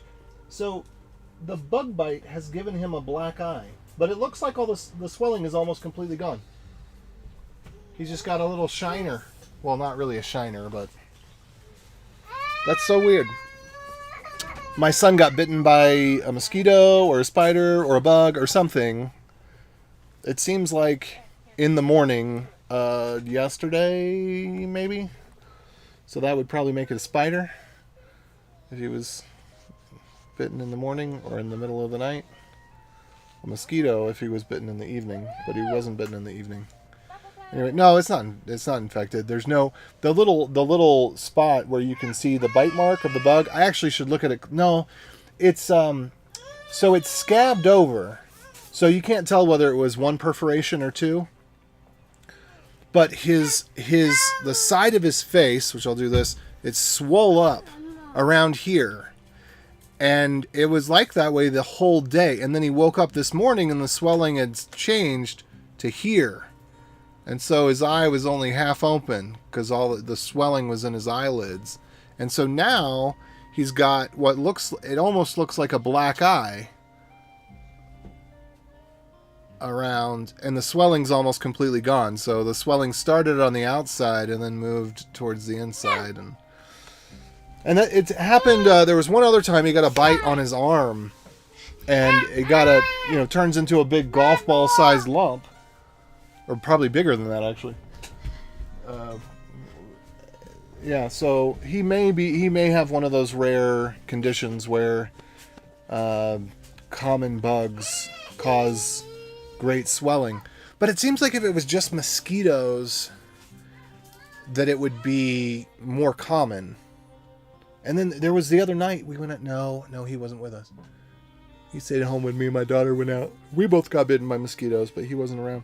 So I don't know. But there's something around here that bites him on occasion. I think it's been 2 times for sure that he's had a pretty bad reaction to it. And then there might have been a couple of other times where he had a more minor reaction. But this one was pretty bad. Yeah, it'll heal just fine. It's like I said, it's just the inflammation. There's no infection. He's got a little bit of a scab that's it almost in both cases almost looks, well, it's got a similar nature to it, like a cold sore where the white blood cells are what have created the scab. So rather than a normal scab, it's like a white blood cell scab, like with a cold sore. So And at first, the first time that he had an allergic reaction, we literally thought he somehow got a cold sore in his arm, because that's what it was like for the first day or two. And with this one, the actual site of the bite didn't have that reaction, but his face swelled up. Now, one time I was in Albania, and I imagine it must have been a spider bite. I woke up with my face numb and my lower lip swollen. But it went away after just a few hours, so I might have gotten bitten right as I was going to sleep. And then by the time I woke up, the reaction was almost over. But I think it was less than 4 hours, maybe even just 2 hours. All right, you turn right back around, little boy. And you, little girl, you get out of here as well. Out, out, out. I have the door open so I can get some fresh air, because otherwise it gets hot in here. Okay, so I did call this API 1, so maybe I can just do an rsync of API 1. That's probably what I should have done. I don't know why I didn't think of doing that earlier. And then it'll obey the jump config. Rsync API 1. That did not work.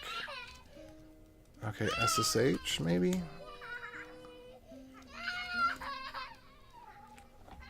I'm very, very, very, very, very, very, very, very, very, very, very, very, very confused.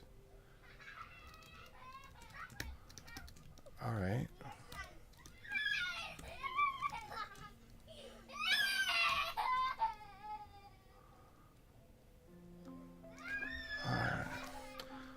Rsync SSH config. Doesn't it normally just do it? Why? I'm having a brain fart of some sort, I imagine. Host API 1 right there. API 1. That is the host.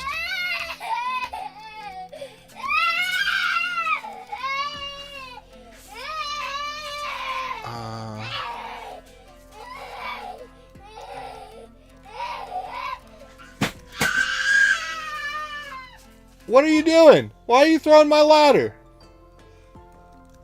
The little boy is strong.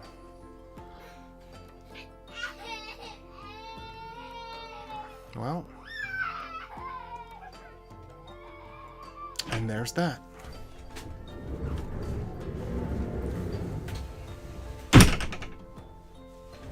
Oh. Okay. Why am I having such a hard time copying a file? What kind of brain fart am I dealing with today? Okay, this is on the right host. rsync. Oh! Duh! Alright, there we go. I saw my brain fart. Alright, we're all good. We're all good, folks. We're all good. Daddy, don't you want to leave our door open? I do not. Please close it. Because I don't want you and your brother running in here. Yep. But you said you wanted fresh air. I did want fresh air, and I appreciate you for recognizing that. However, I don't anymore. Why? I just told you why. Wait, what? The letter L. 10K adders. What? Oh, I'm so confused.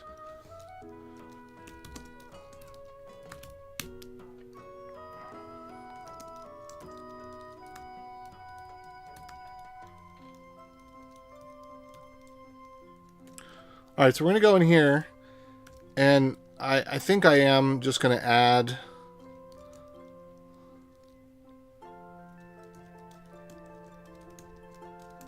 Oh, this is good Final Fantasy VIII music. Just going to do it this way, and then we're going to get rid of the one at the bottom. And that should be good enough. Alright, so let's go ahead and give this a try, where... Maybe we should start with something smaller, but... You know, go big or go home, right?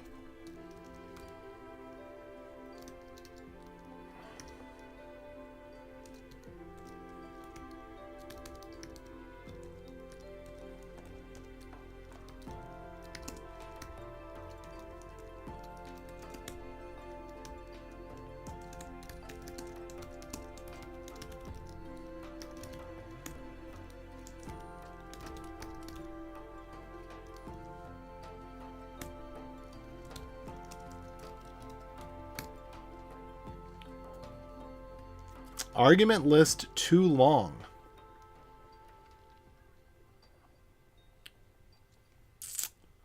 Let's see if we can fix that. All right, so we'll do a 1K then.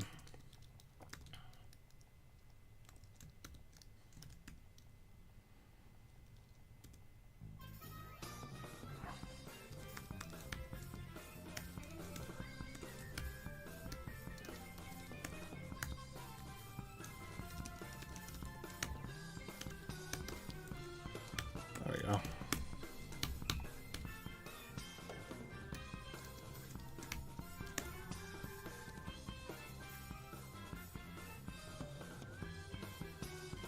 Can it not parse JSON with spaces?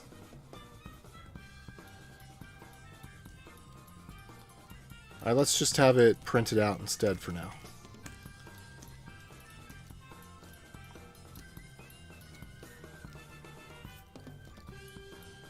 Because this should have quotes on it, and commas, and new lines.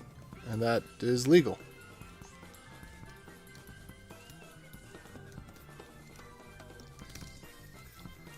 Let's just see what this looks like. And then let's just get some quick verification. So I'm going to open this up in my browser, my web browser here. And we're just going to do a quick let x equals. That worked. Okay, so this is valid JSON. Confirmed.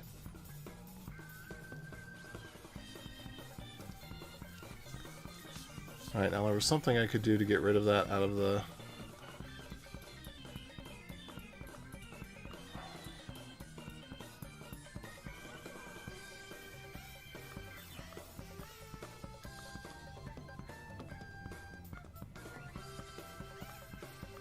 Oh, interest groups. What's that all about?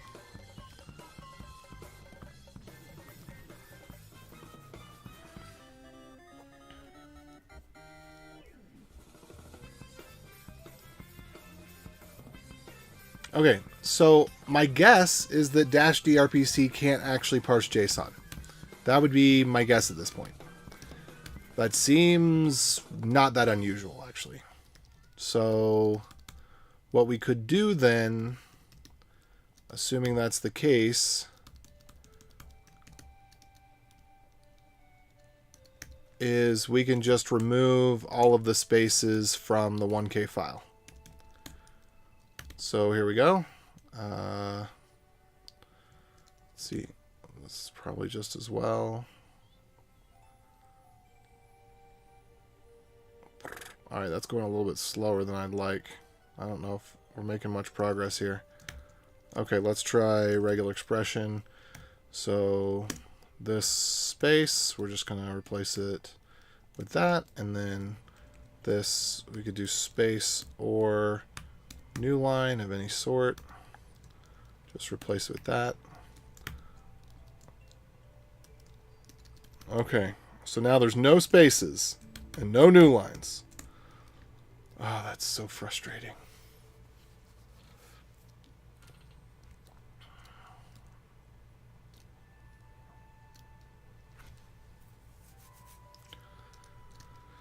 All right, let's see if it works, though.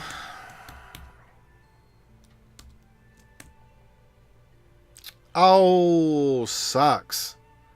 That is slow. That is dog slow. Let's try it again. It might go faster this time because it's already got the cache is already hot. Maybe I could change this up a little bit. I don't know. Let's see if I just, yeah, because now it's got all that in memory. Okay, but that was dog slow, so that kind of sucks. But being dog slow as it is, it's a lot faster than making 1,000 requests, because 1,000 requests. So anyway, so this is good. This is overall good. So the purpose here is that we need a way to be able to do large numbers of addresses to find out whether or not they have balances. And yeah, that's good enough. That's good enough for now. I do need to figure out if that accounts for instance send, which I'm pretty sure that it does. We probably find that in the documentation. Instant lock. Let's see. All right.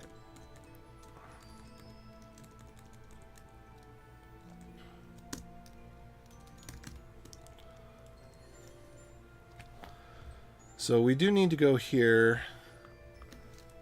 And let's see if we can just... I don't know if there's a docs repo. I think there's a docs repo. Let's look for a docs repo. Let's just search doc. So we get docs core. Okay. No mention of instant send.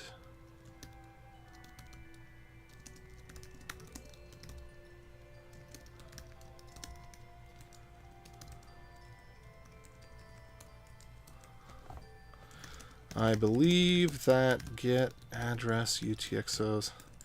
So some of our tools respect instant send and others do not. I believe that get address UTXOs from the dash core RPCs will respect instant send, but it's not mentioned in the documentation either by that name, by instant send, chain lock, or chain lock.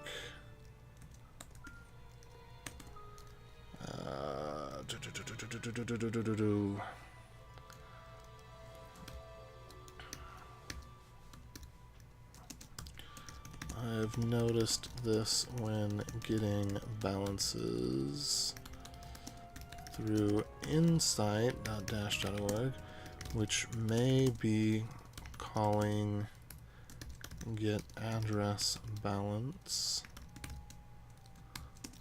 under the hood.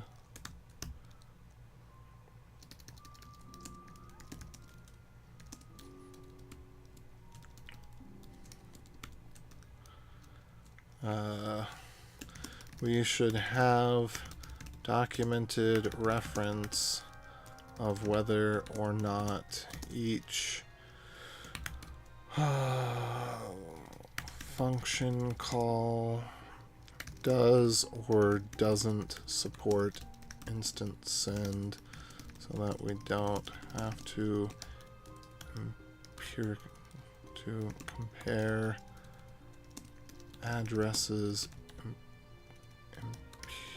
empirically at time of transfer to find out. Not empirically. Okay, let me try the type. Spelling is all about muscle memory, you know? There we go. I typed it right. So it's better to just retype the word.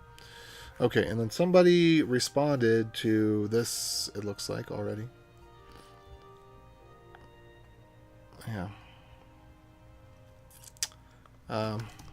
Yes.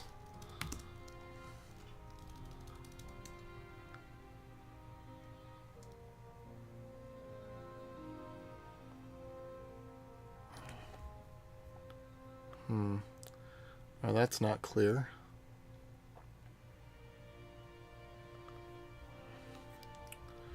So, I call that a bug still. Unless RPC connect is specified, it should respect the default value that's already set. 2. Is that documented somewhere? I haven't noticed that in any of the docs.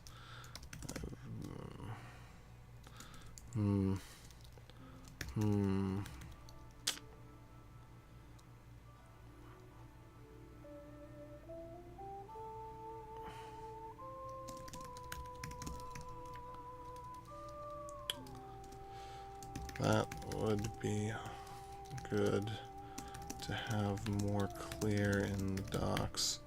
So dash rp and dash d dash dot conf. Alright. Multiple. You can even add multiple entries. Multiple nodes only. There's no need for all or lots of connections. Okay, so we don't have that. Docs. Oops, 1, 2, boom.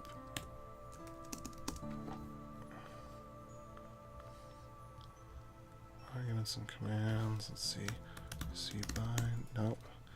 I need to find. Where's the list of RPCs or some such configuration files? Why is it doing this to me? Stop mobilifying the website. I don't want it.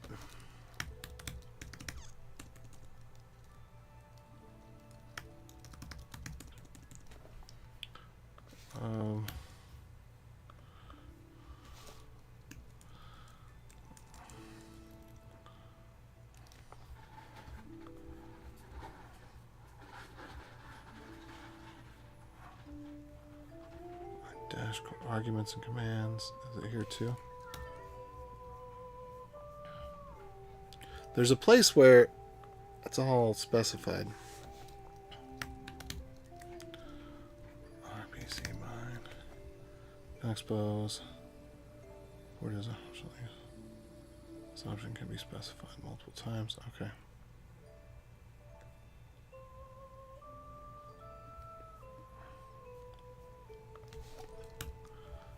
Okay.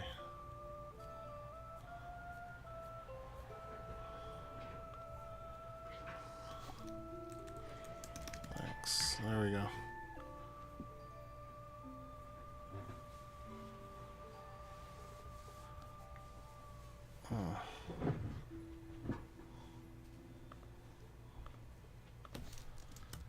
And it would be nice if the error message told the user about RPC Connect.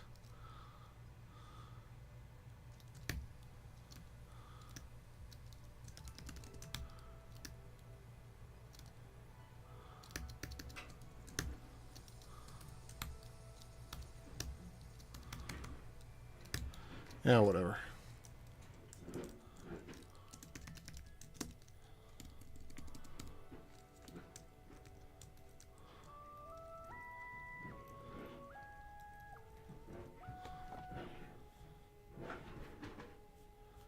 Okay, cool. So now that's documented at least.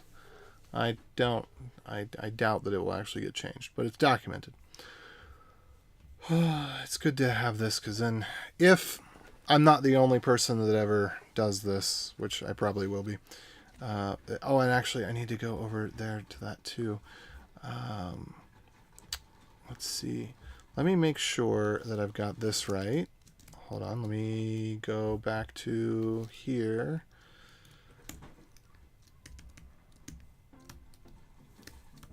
Okay, I will go.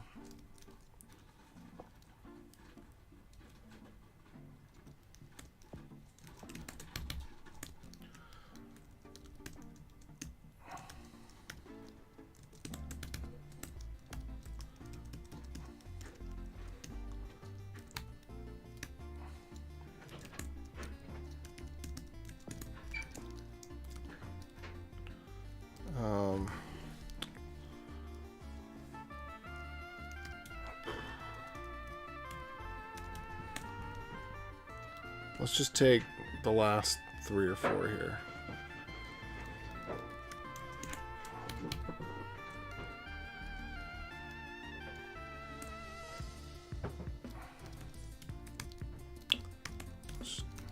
Sanity check. Oh, whoops, that's not what I wanted. There we go.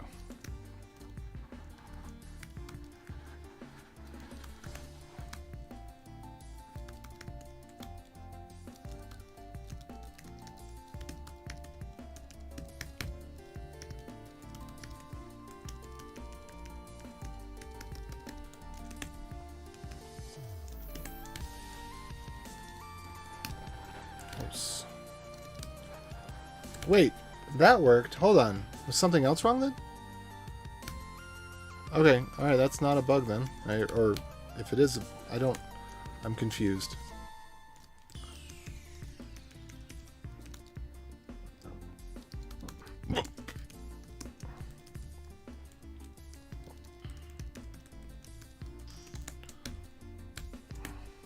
Alright, so something else must have gone wrong.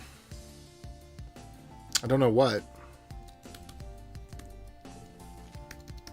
I find that really weird because, well, I was able to print it out and get the right thing. Let's just double check here. Does this look right?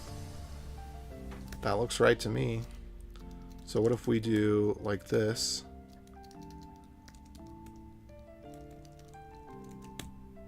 Let's try that here first. So we're going to do this.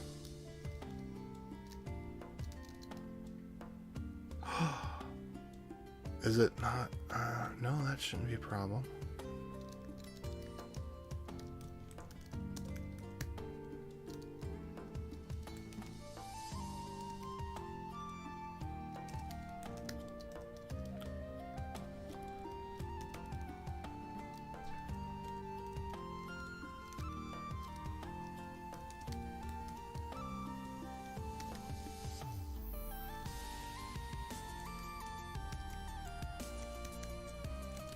Let's try this. Okay, so why is this wrong?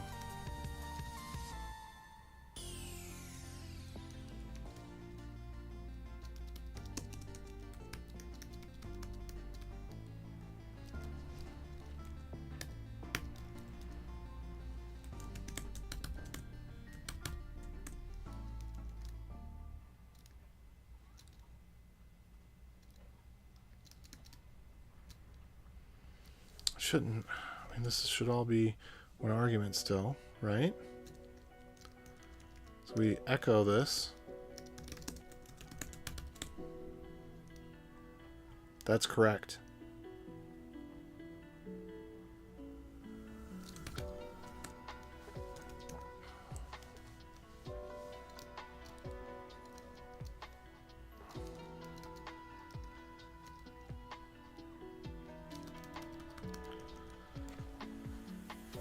Okay.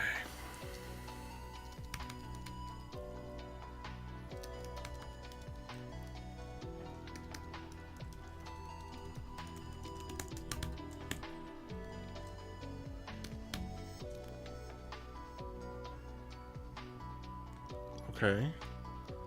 So something about this?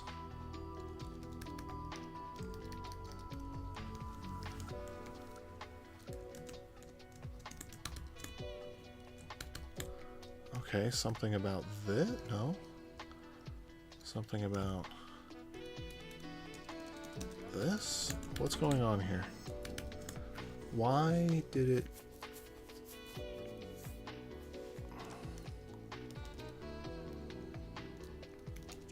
Okay, that one, I don't know how that was me, because I don't, but that one must have been me by virtue of what we're seeing here.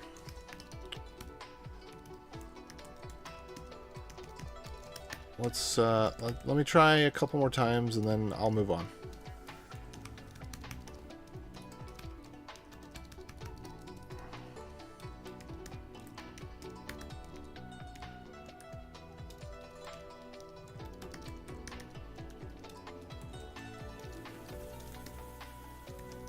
Okay.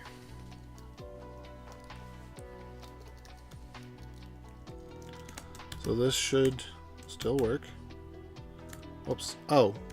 Duh. I had an echo in front of it.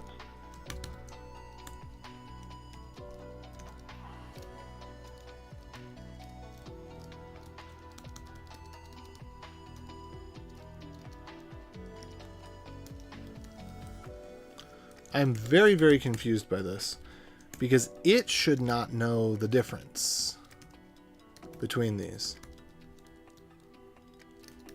To the program, what it should be receiving from the shell should be a single string that is equivalent to this. That should be what it is getting.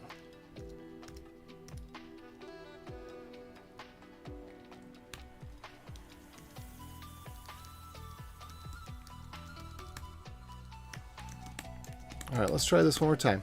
Run this. Alright, Aaron parsing JSON.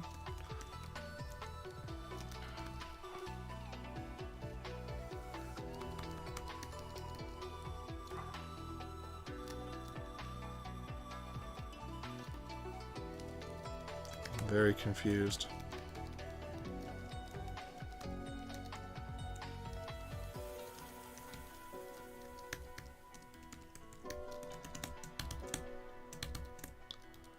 Alright, let's try this. Okay. Let's try this. Alright, what's going on there?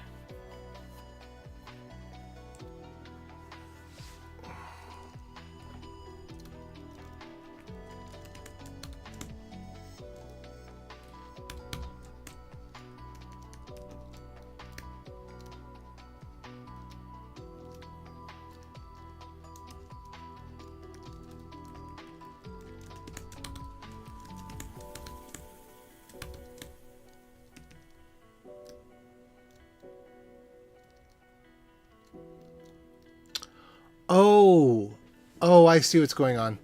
It is not a single argument because it is on multiple lines. Okay, I see what's going on here. All right, so if I want it to be a single argument, then I should be able to do this. Right?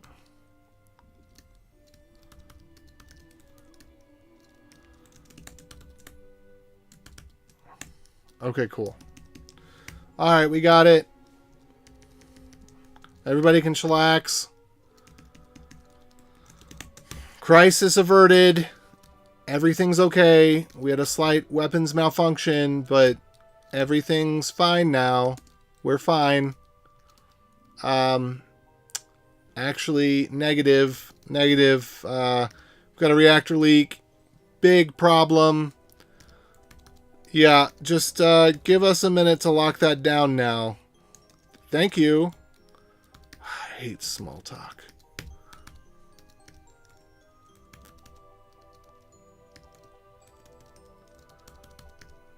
Very dangerous. Very dangerous.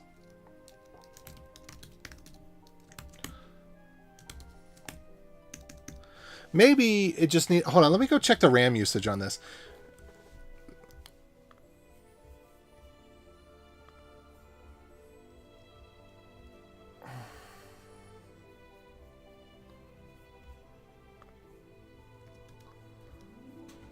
All right.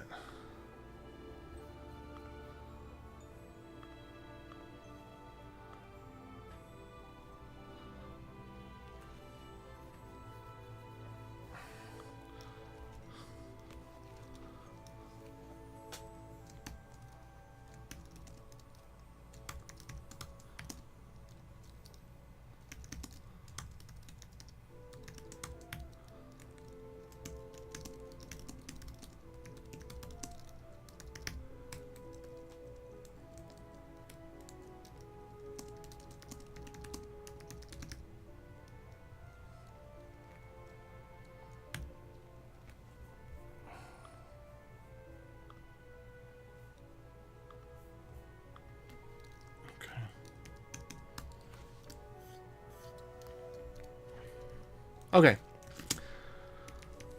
All right, that's working out. Oh, what else?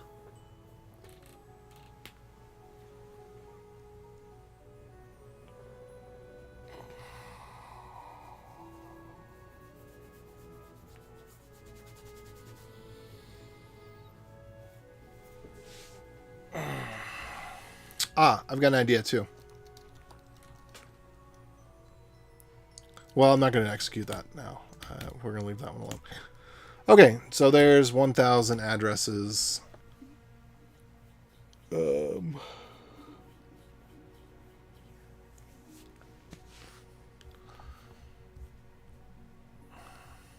right, it's doing... So that's doing the good work. It's a little bit slow, but the good... Oh, and I was going to check on how much RAM that's using.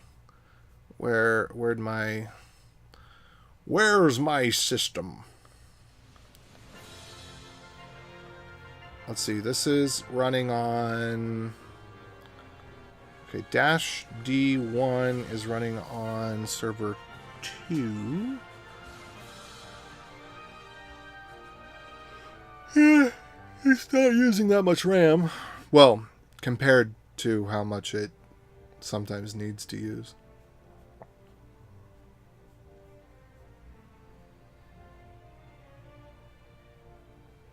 Okay.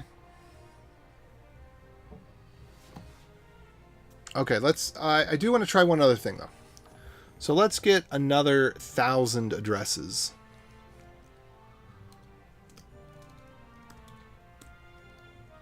Oops. Yeah, argument list too long.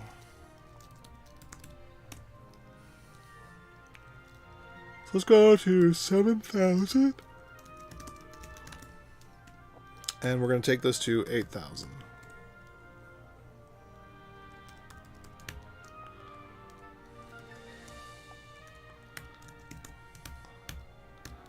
And I'm going to call this 1 point. Yeah, there we go. Duh.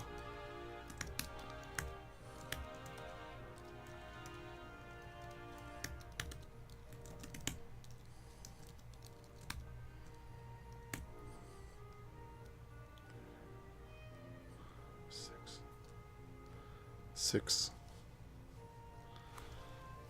All right, so I guess I should also test. Let me do this again. So we're gonna that actually should have been 1K, not 2. but that should have been 1K7.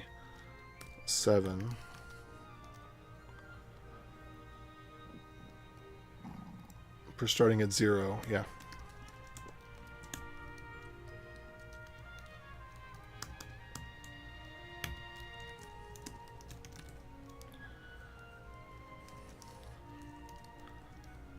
Well, let's see. Let's start at 1. Actually, it should have been 1001, whatever.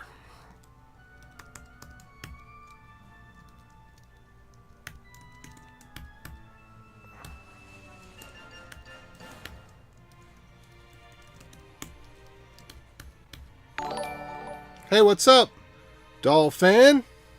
How you doing? All right, now we're gonna get the real time.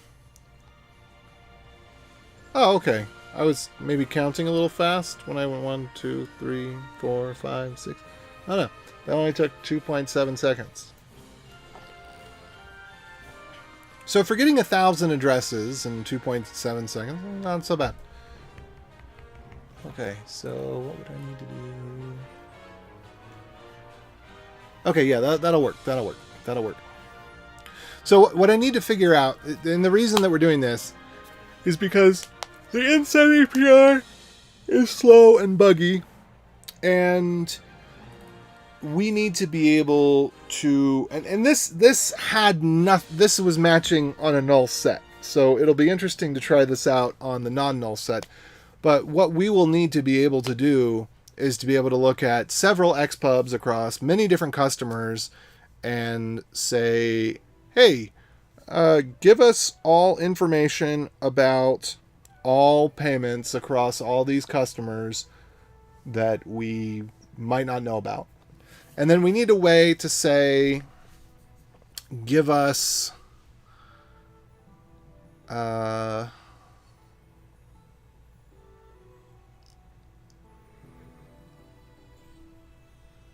let's see. Sorry, let me think about that for a second. Yeah, so we need to be able to look at payments both backwards and forwards, because it is possible that a payment comes in from the past on an address that's already been used. That shouldn't happen, but inevitably it will happen because some program somewhere won't have an accurate cache and will do a double payment on an address or some such, right?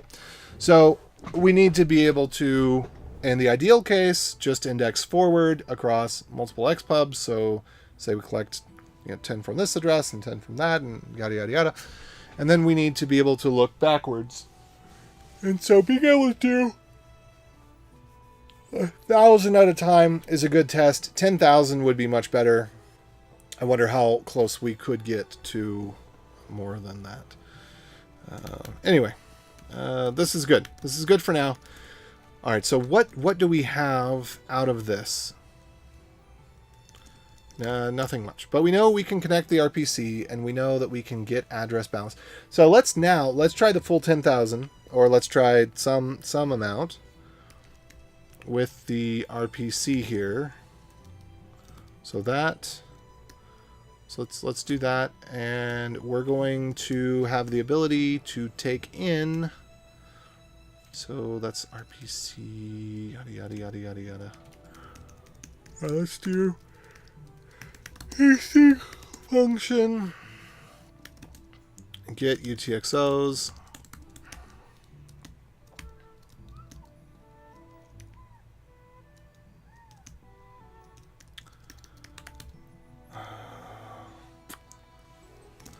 I'm going to do RPC and adders. And so we'll just move this all into here, and we'll do a little, let's see, we can move that out up to here. We'll probably move the config up.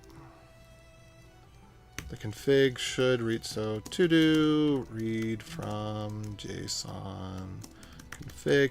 We could even have it do the node, the dash node JSON file. I don't think that there's any reason that we can't do that.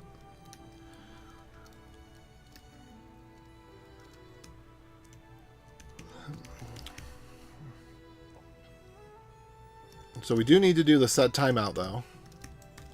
We need to have some sort of error thing. I don't remember what that looked like in the other code. Let me see if I can find that real quick. Node dash evo dash core node, and then lib, and then the services, and then dash d. Delete it. There we go. So connect zmq dot socket sub.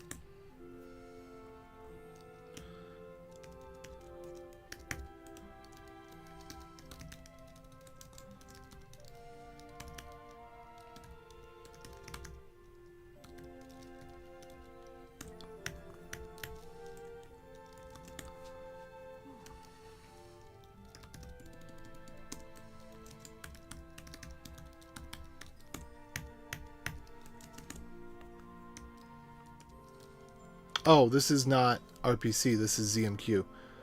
Darn it. We have to get to ZMQ later. But still, that's going to be handy.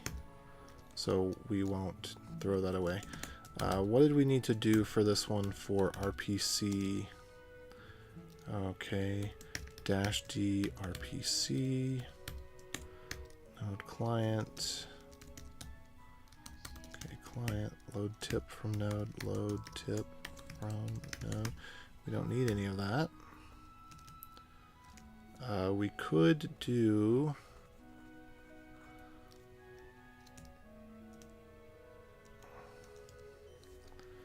get best block hash.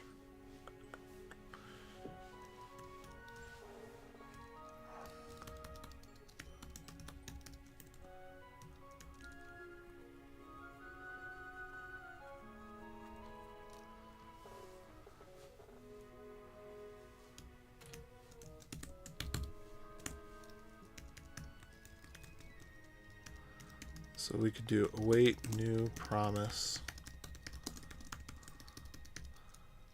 resolve, reject, and then we could just do RPC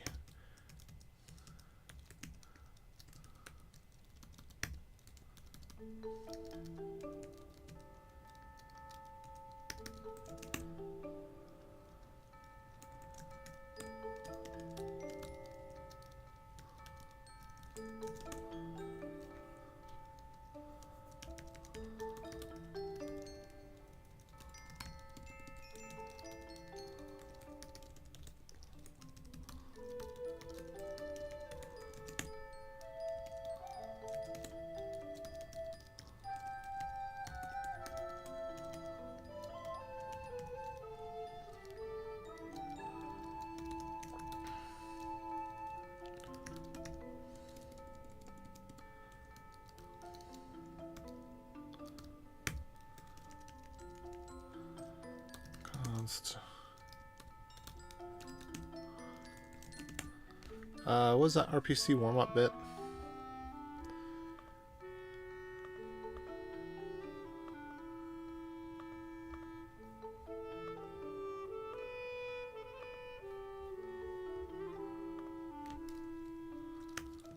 Warm. Was this it? No.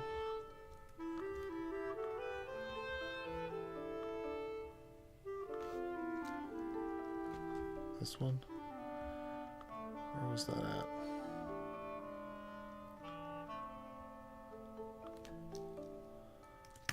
Warm.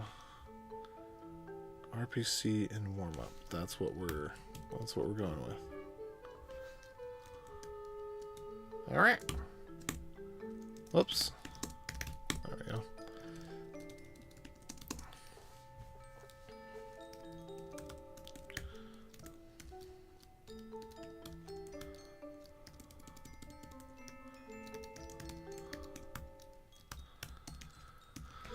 Okay. Bloom. Ka-chow.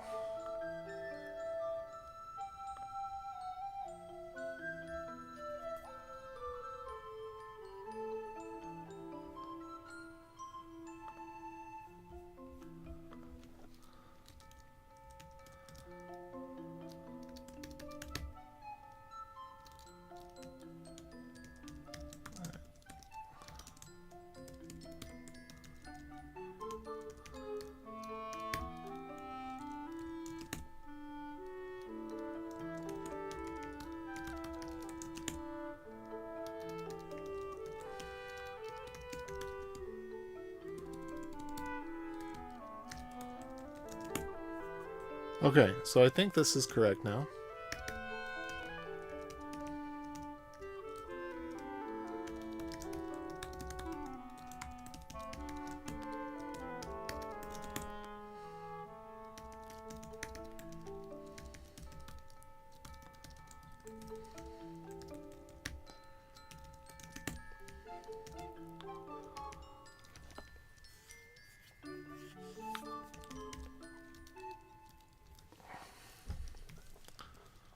Warm.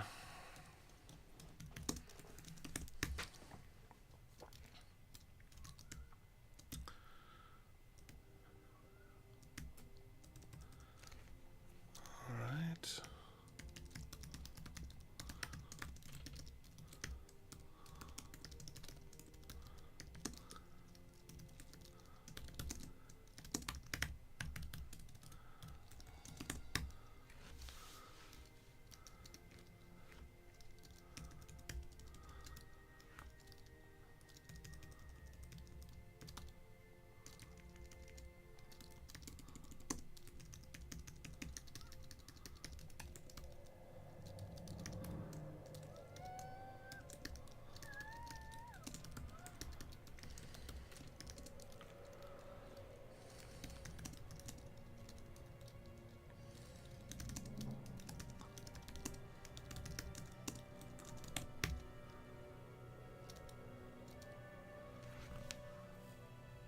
Maybe.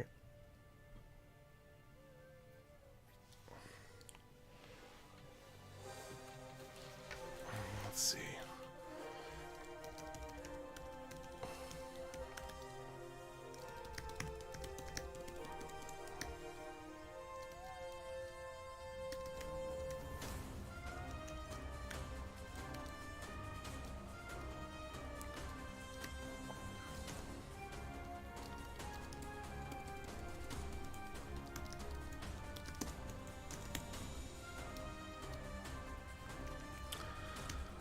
All right, let's take a look at this now.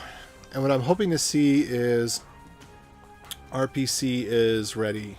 That's what I'm expecting to see. And then we'll take a look at the get UTXOs.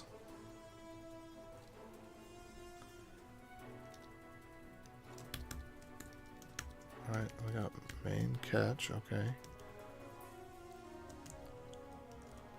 This is async. Let's try reject. What do you mean unhandled rejection?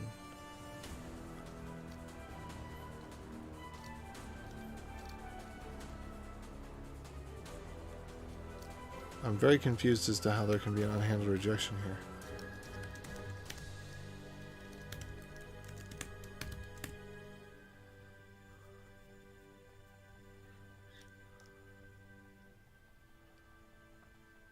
From promise, uncut exception.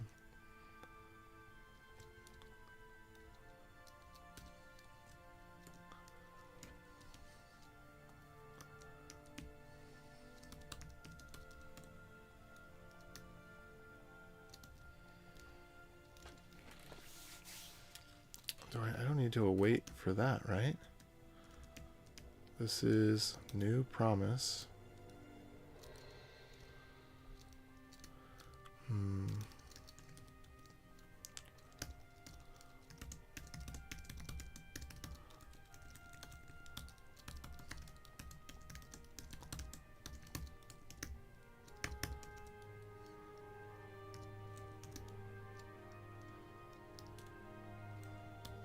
Huh.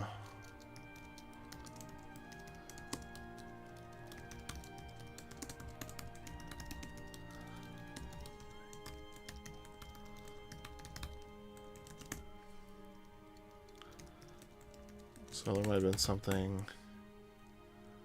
How is this possible? Someone, please explain me what is going on.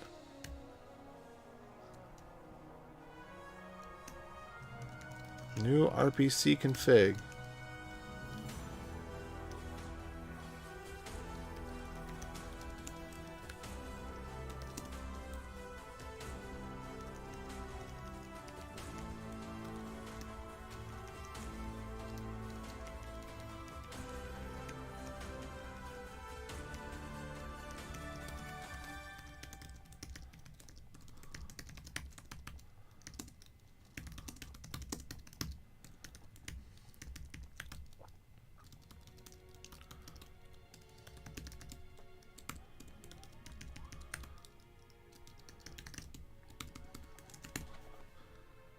So what's going on here?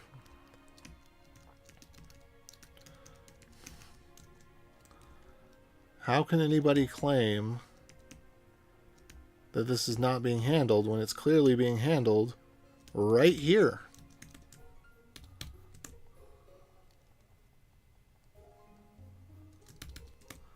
Okay. Resolve, reject, right?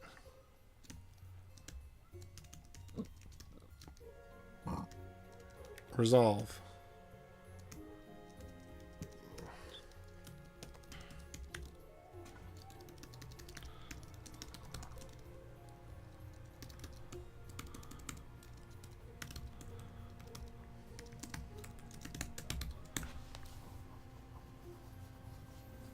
Okay, this is... What have I done wrong? What have I done wrong? Oh. Oh. Oh.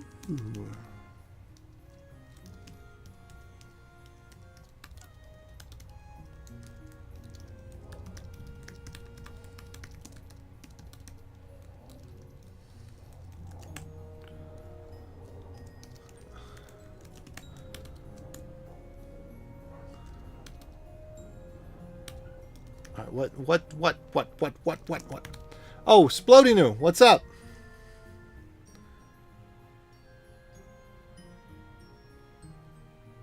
Oh, and earlier you asked about EpiPen, and my answer is no. We do not have any EpiPens on hand. Although, I suppose, maybe we should. Because if he were to get that kind of bite on his neck, then maybe he would have a hard time breathing. I will consider this. Because I'm just thinking, oh yeah, he gets a bite on his arm and it swells up the size of a golf ball every once in a while. Well, so far, just the 2 times, the one on the arm, or maybe it was the leg, and then the one on the eye. And I think that he's gotten several that have swollen up to the size of a penny over the last year. He loves to play outside and get bit and all those things. Okay.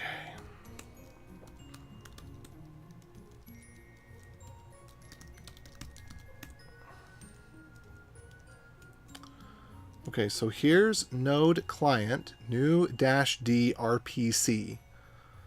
Okay, and then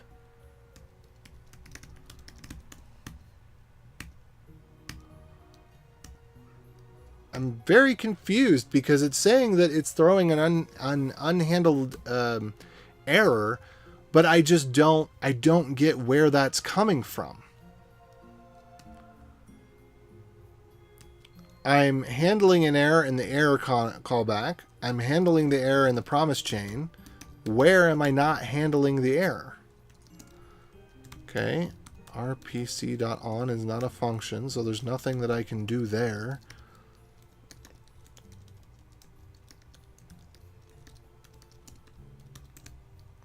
Okay, and then protocol, user passport. All this seems about right to me.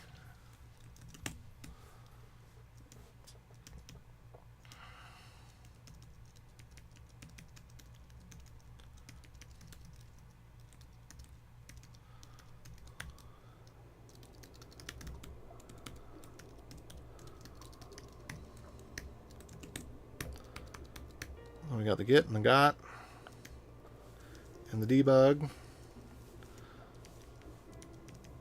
I'm not seeing.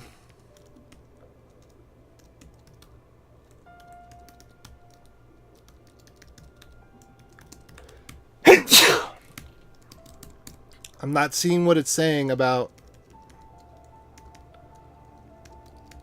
not handling the error, because I am handling the error.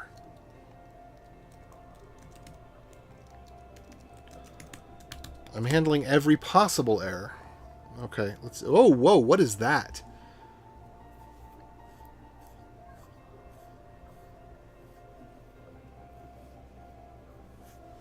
Oh, okay, I see.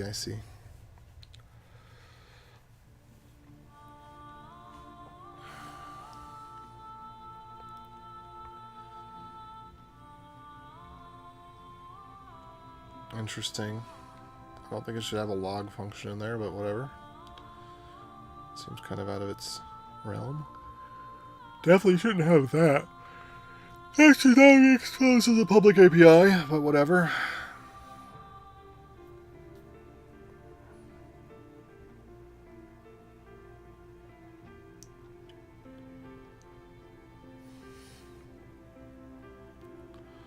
I don't like having case-insensitive function calls, but whatever.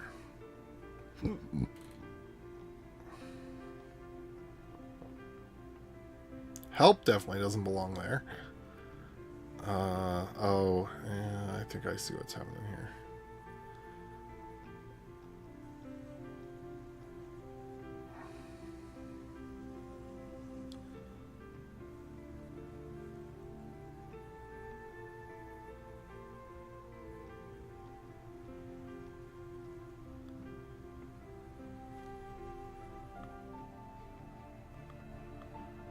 Promise rejected with the reason object. Get and got, okay.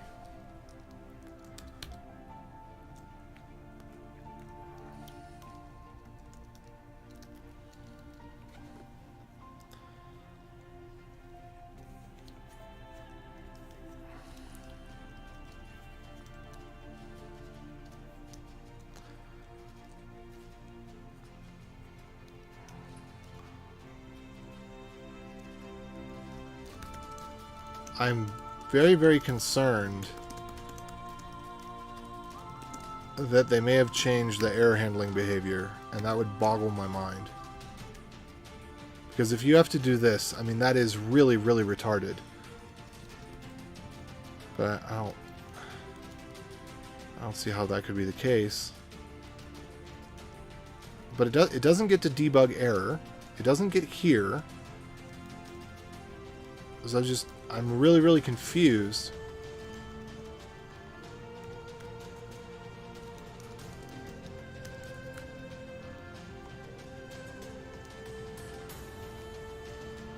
Oh, I know what I did wrong.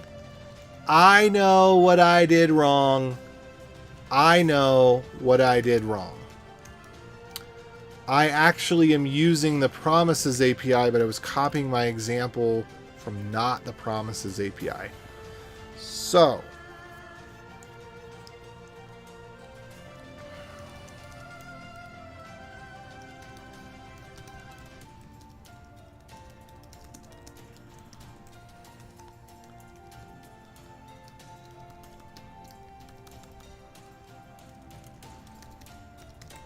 I don't need any of this. Now I know why I was so confused. Because I am in fact using the modern API. So I would only need this part. Because I'm not doing any Rappy-Doodle. It was my fault. I screwed it up.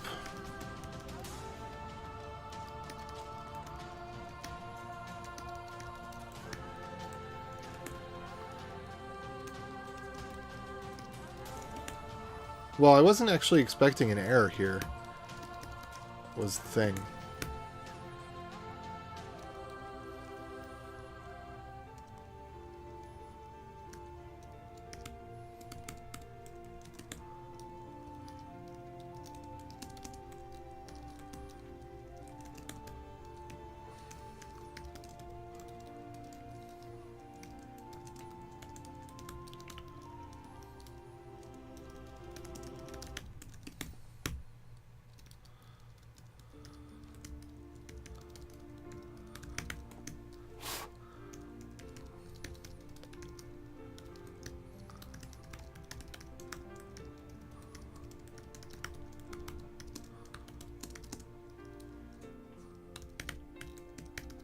There we go.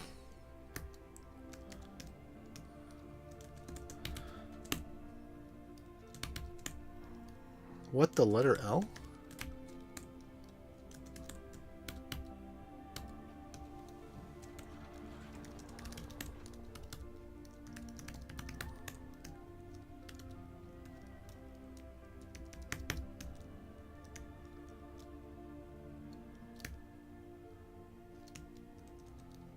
What?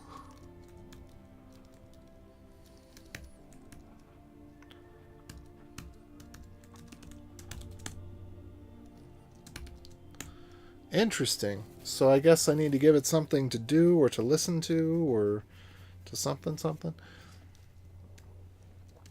Oh, what I wanted to do was await.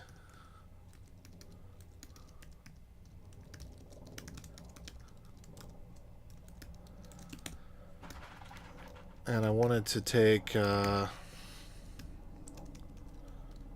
to say,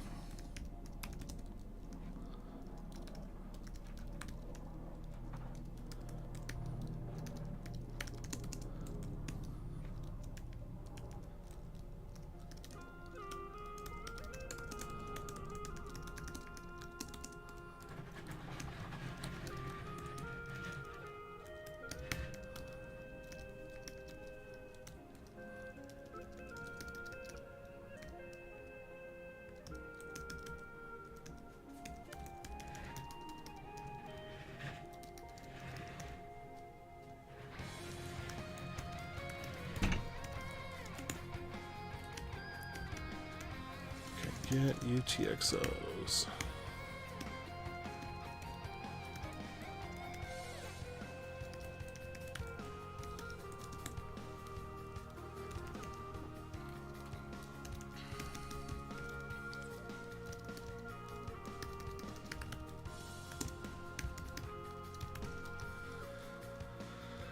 Alright, I also need let fs equals require node fs promise.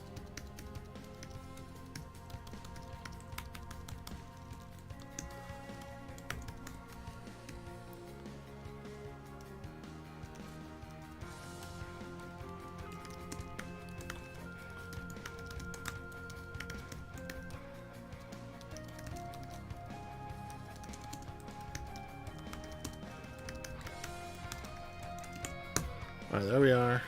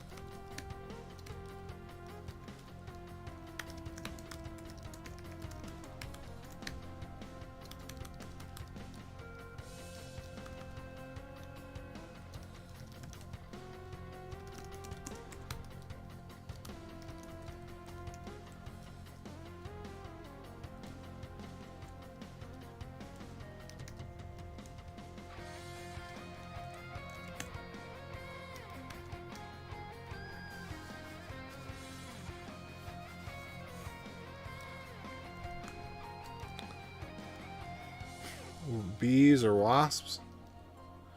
I don't know. I mean, he's never been stung by them, so we don't know what that's like.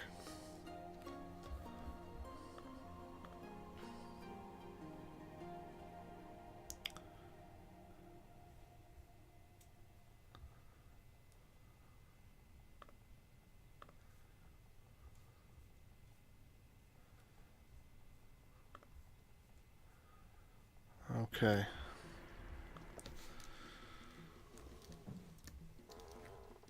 Alright, so we're going to take the lines, and then what are we going to do?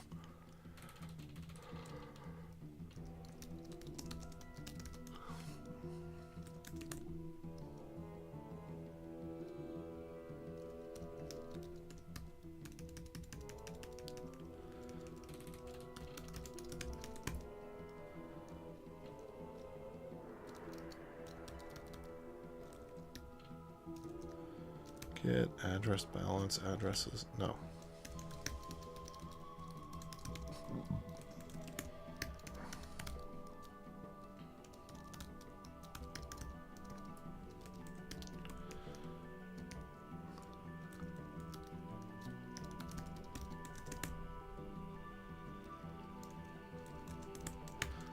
Every once in a while, the async checker adds an extra new line at the end of the file because I edit the file in between when it edits the file.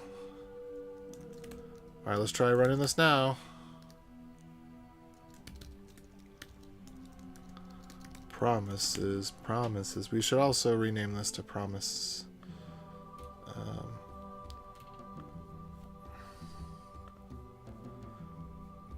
Okay.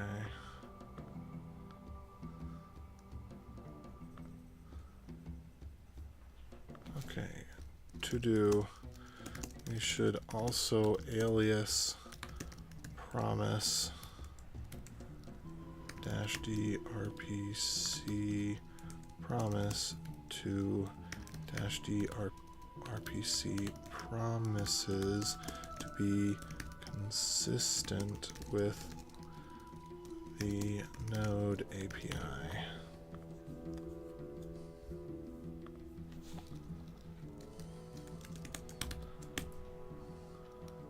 Nice.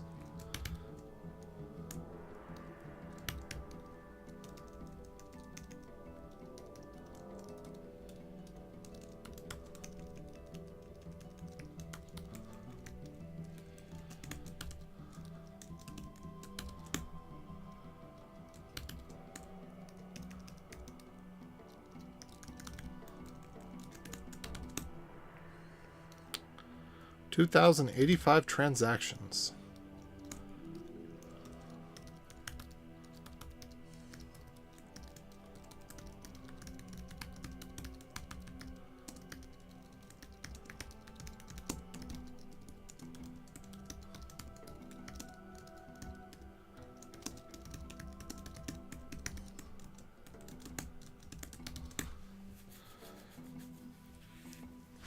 Two addresses. What?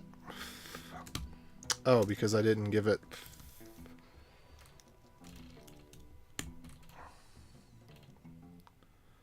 Nice.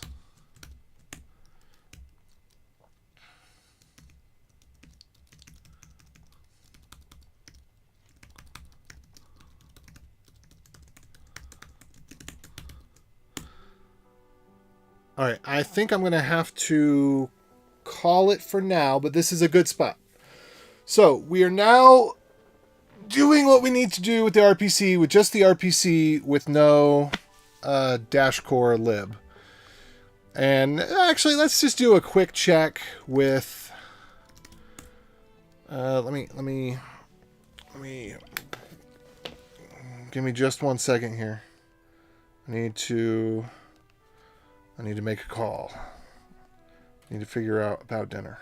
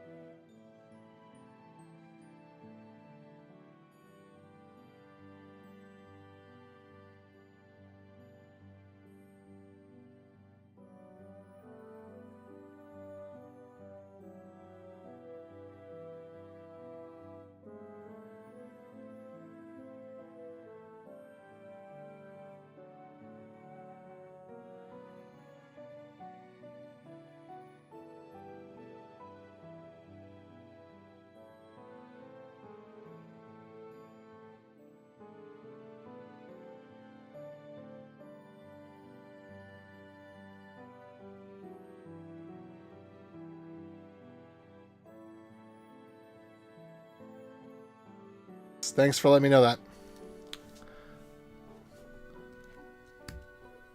I was saying that I'll want to finish up, but I just want to try real quick, famous last words, to see if we can subscribe to TX Lock. I don't even know if that's a real thing. ZMQ subsocket. What is this? What is self in this case? TX Lock. Raw TX Lock. If topic string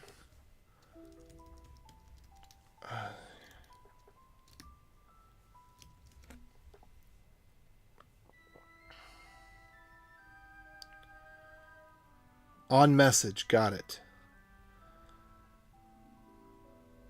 And this is all I care about is TX locks.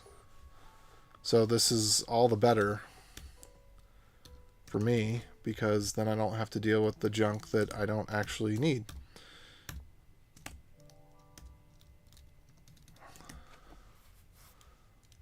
So we're going to find out if there's a connection to delay, blah, blah, blah. And then I'm just going to paste this in here. And then we're going to get rid of any of this self crap.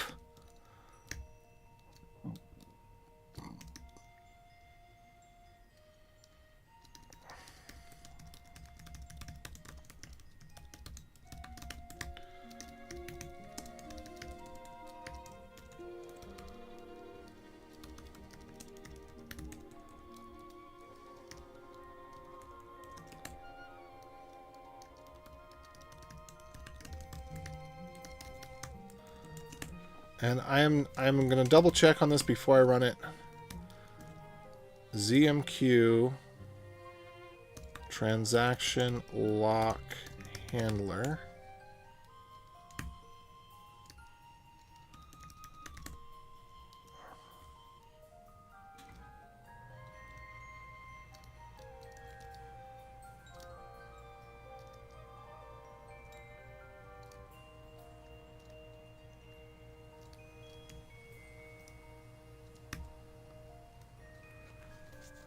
Oh my. A double SHA-256 ID.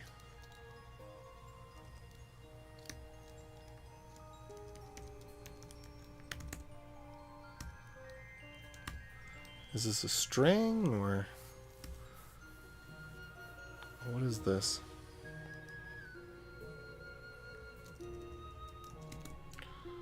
We don't know yet.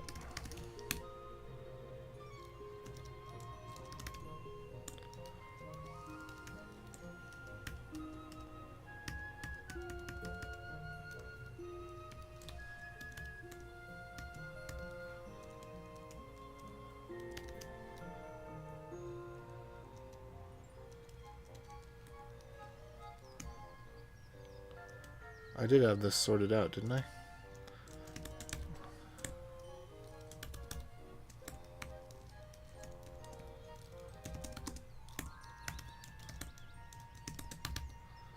And then I'd kind of like to try the V6 of this just for the heck of it.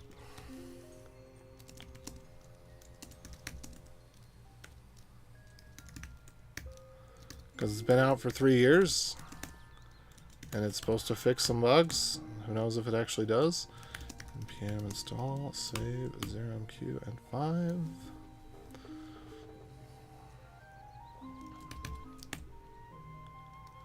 Oh, ZMQ URL is not defined. Okay.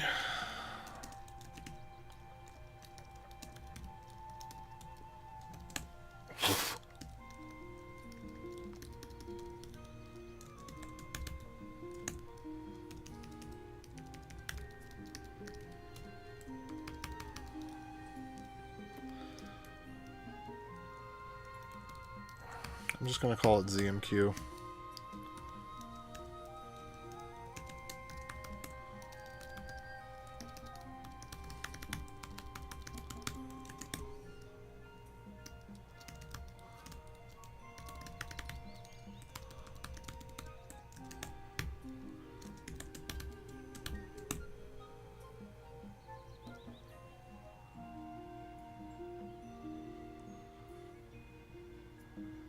Alright, is this true? Can we really not reach that ZMQ URL?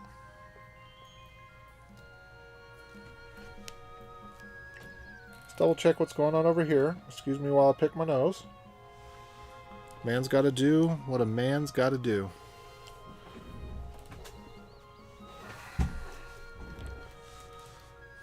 Man's gotta do what a man's gotta do. Let's see if there's anything else.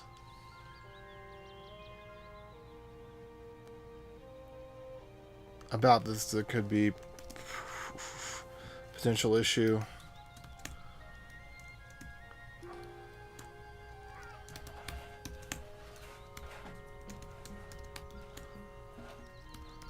Net ZMQ sub socket. ZMQ pub raw TX directly. Oh, hold on.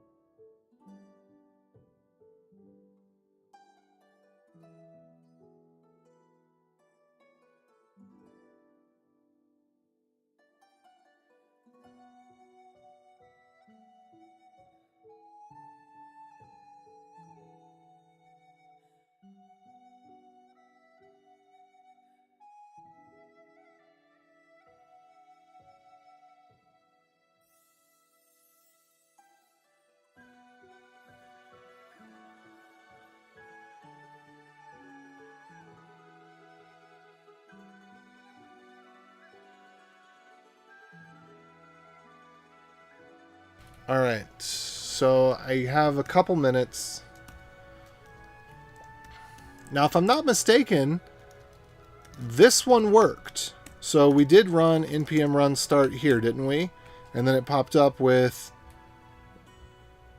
ready, and then ZMQ connection delay, and then ZMQ connection and TX lock.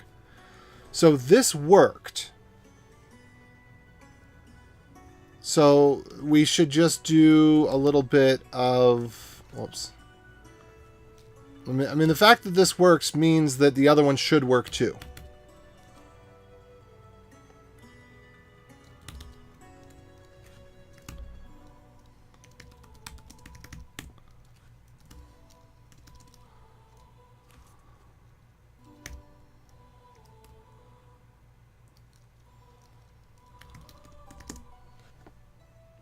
Okay, and I'm not... Alright, I'm not muted now. Good. So again, that's the right thingy. It should be able to connect. It shouldn't be a problem.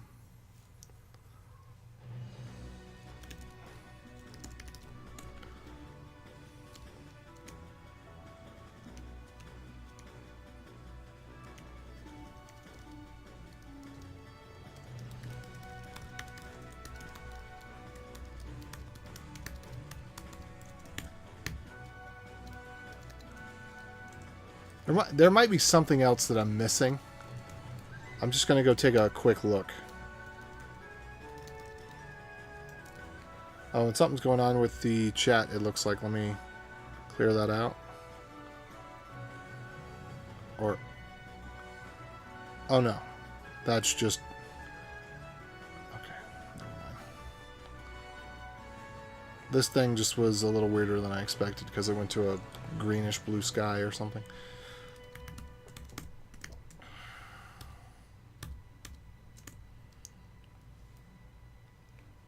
Okay. Node client, RPC, init ZMQ sub socket. It takes the ZMQ URL. It creates a subsocket. Opening socket 2. And there's not really much on there. What was it about HTTP versus HTTPS?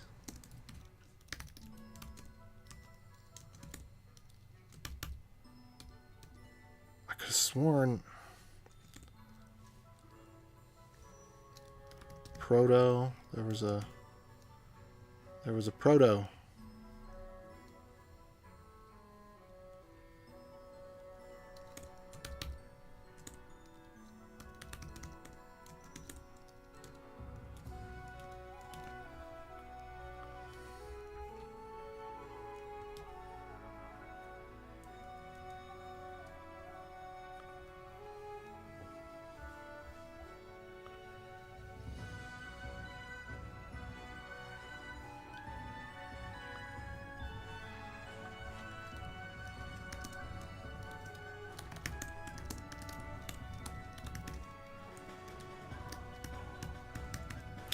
Okay, config.protocol.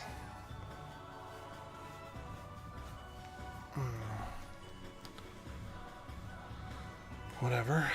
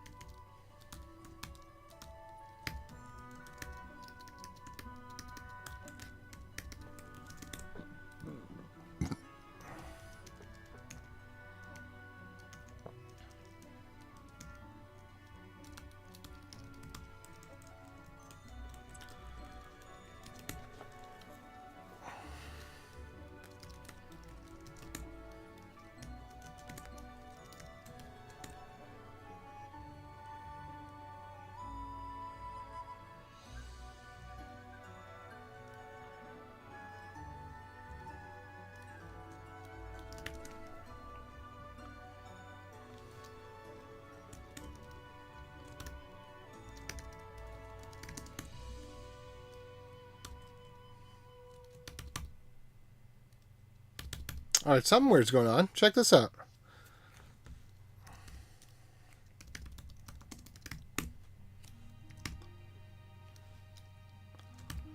Something strange. Something strange. It's probably related to screen.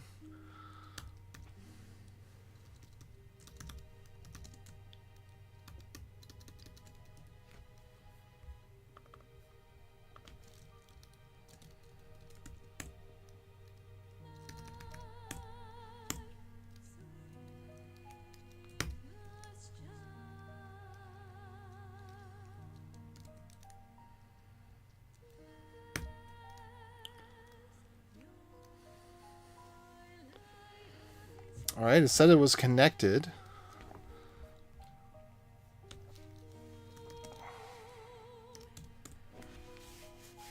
I'm getting really confused. ZMQ equals.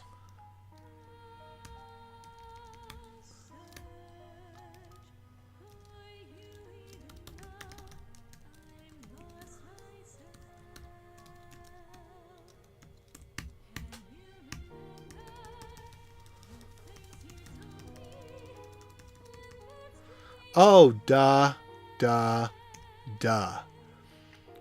What may have happened here, this would seem kind of weird, but not the weirdest thing ever. It's possible that the connect is synchronous. That would not be the most outlandish thing in the world. So in that case, we would need to set up all of our listeners first. So let's just see if that's the case. Whoops.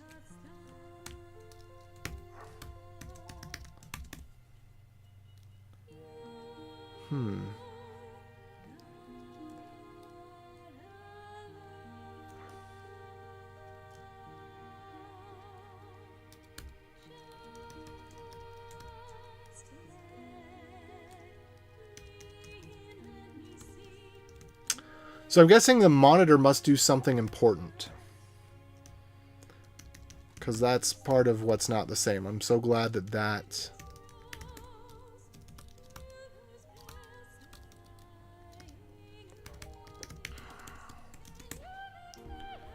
turned out the way that it did.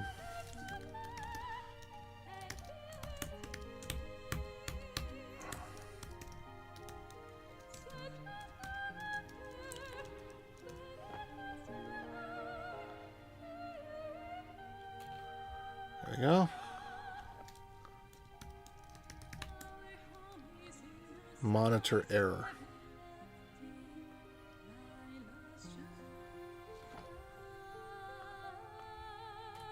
Alright, so let's keep that.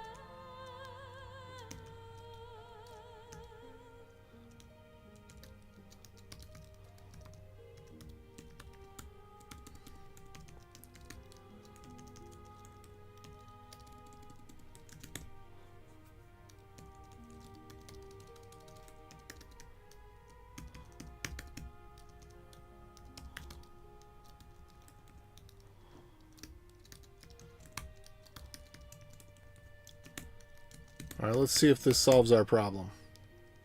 Indeed it does.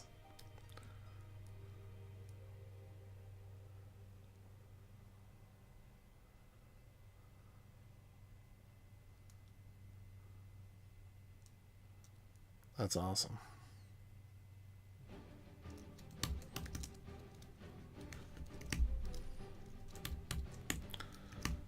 Okay. Booyah!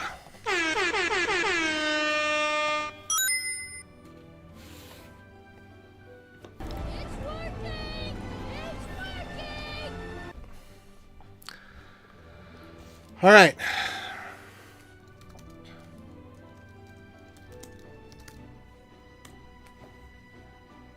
So just in case I get hit by a bus tomorrow, I'm gonna copy this bit over into an issue on one of the repos.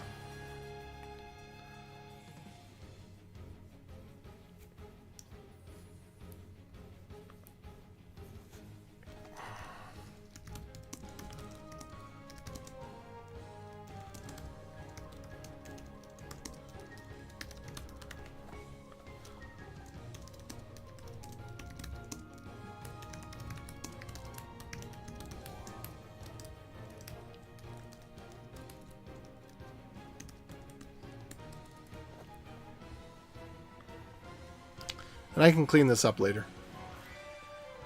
We could get rid of one particular, we can get rid of a few things. Let me just go ahead and do that right off the bat. So we're not going to need the RPC client. We're not going to need the RPC config. We're not going to need the RPC warm-up value. We're not going to need the file. We're not going to need the RPC. We're not going to need to check if the RPC is ready. We're not going to need to use the addresses. We're not going to use the file. It's just this part right here.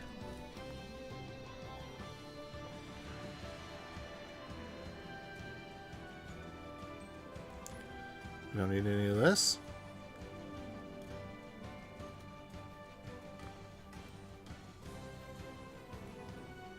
There it is. Alright, and then I'm going to go back to this, how to use -drpc correctly, or directly, or correctly, whichever one.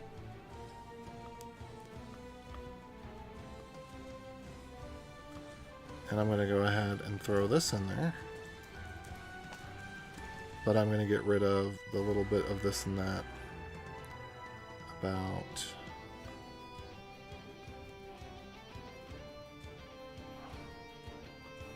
0 MQ. You stay away from me, fly.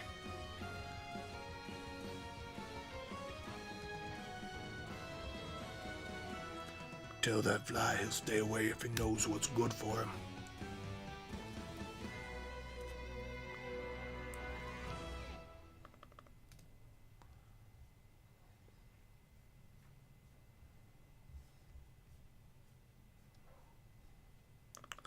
Don't need that bit about the file. No, we do need the bit about the file, because we're going to use it.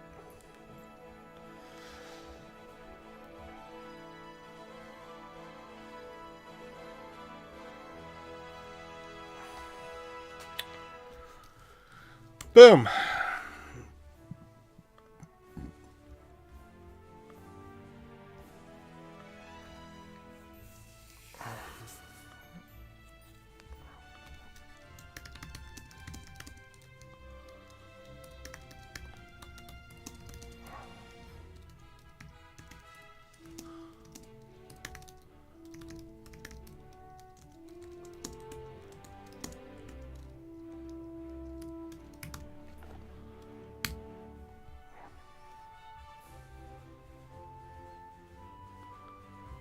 Alrighty. Okay, time for me to close up. Oh, it's been a pretty decent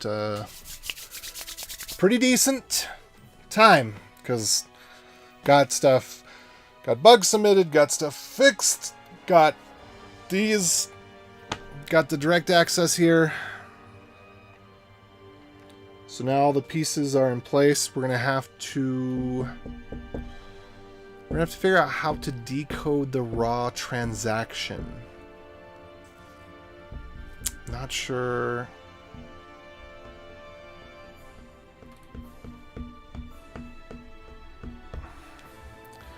Not sure what that's going to look like.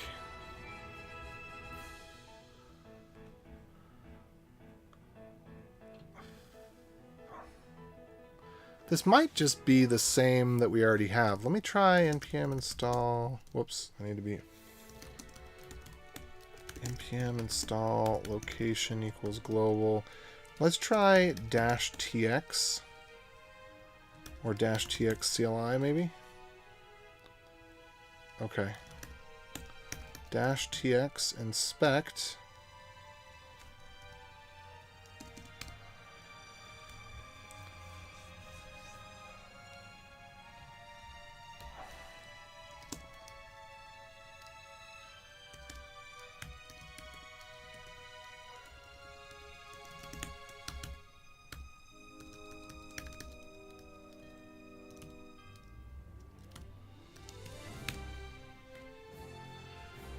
Heyo!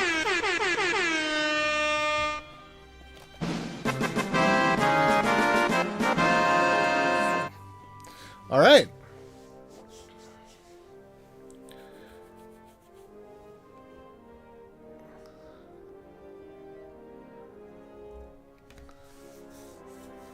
All right, it looks like that works. Cool. Sweet.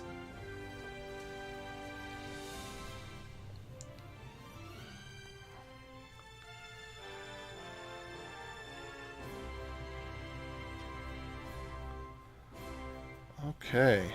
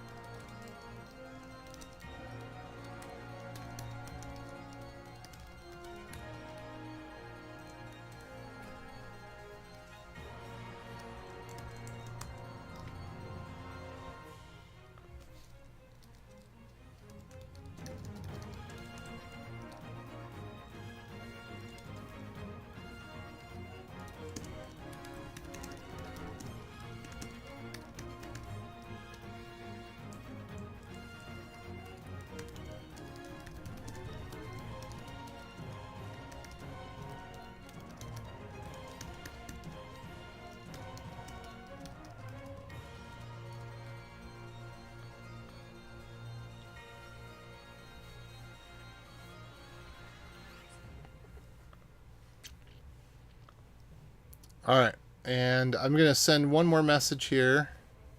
And then I'm out like a blight.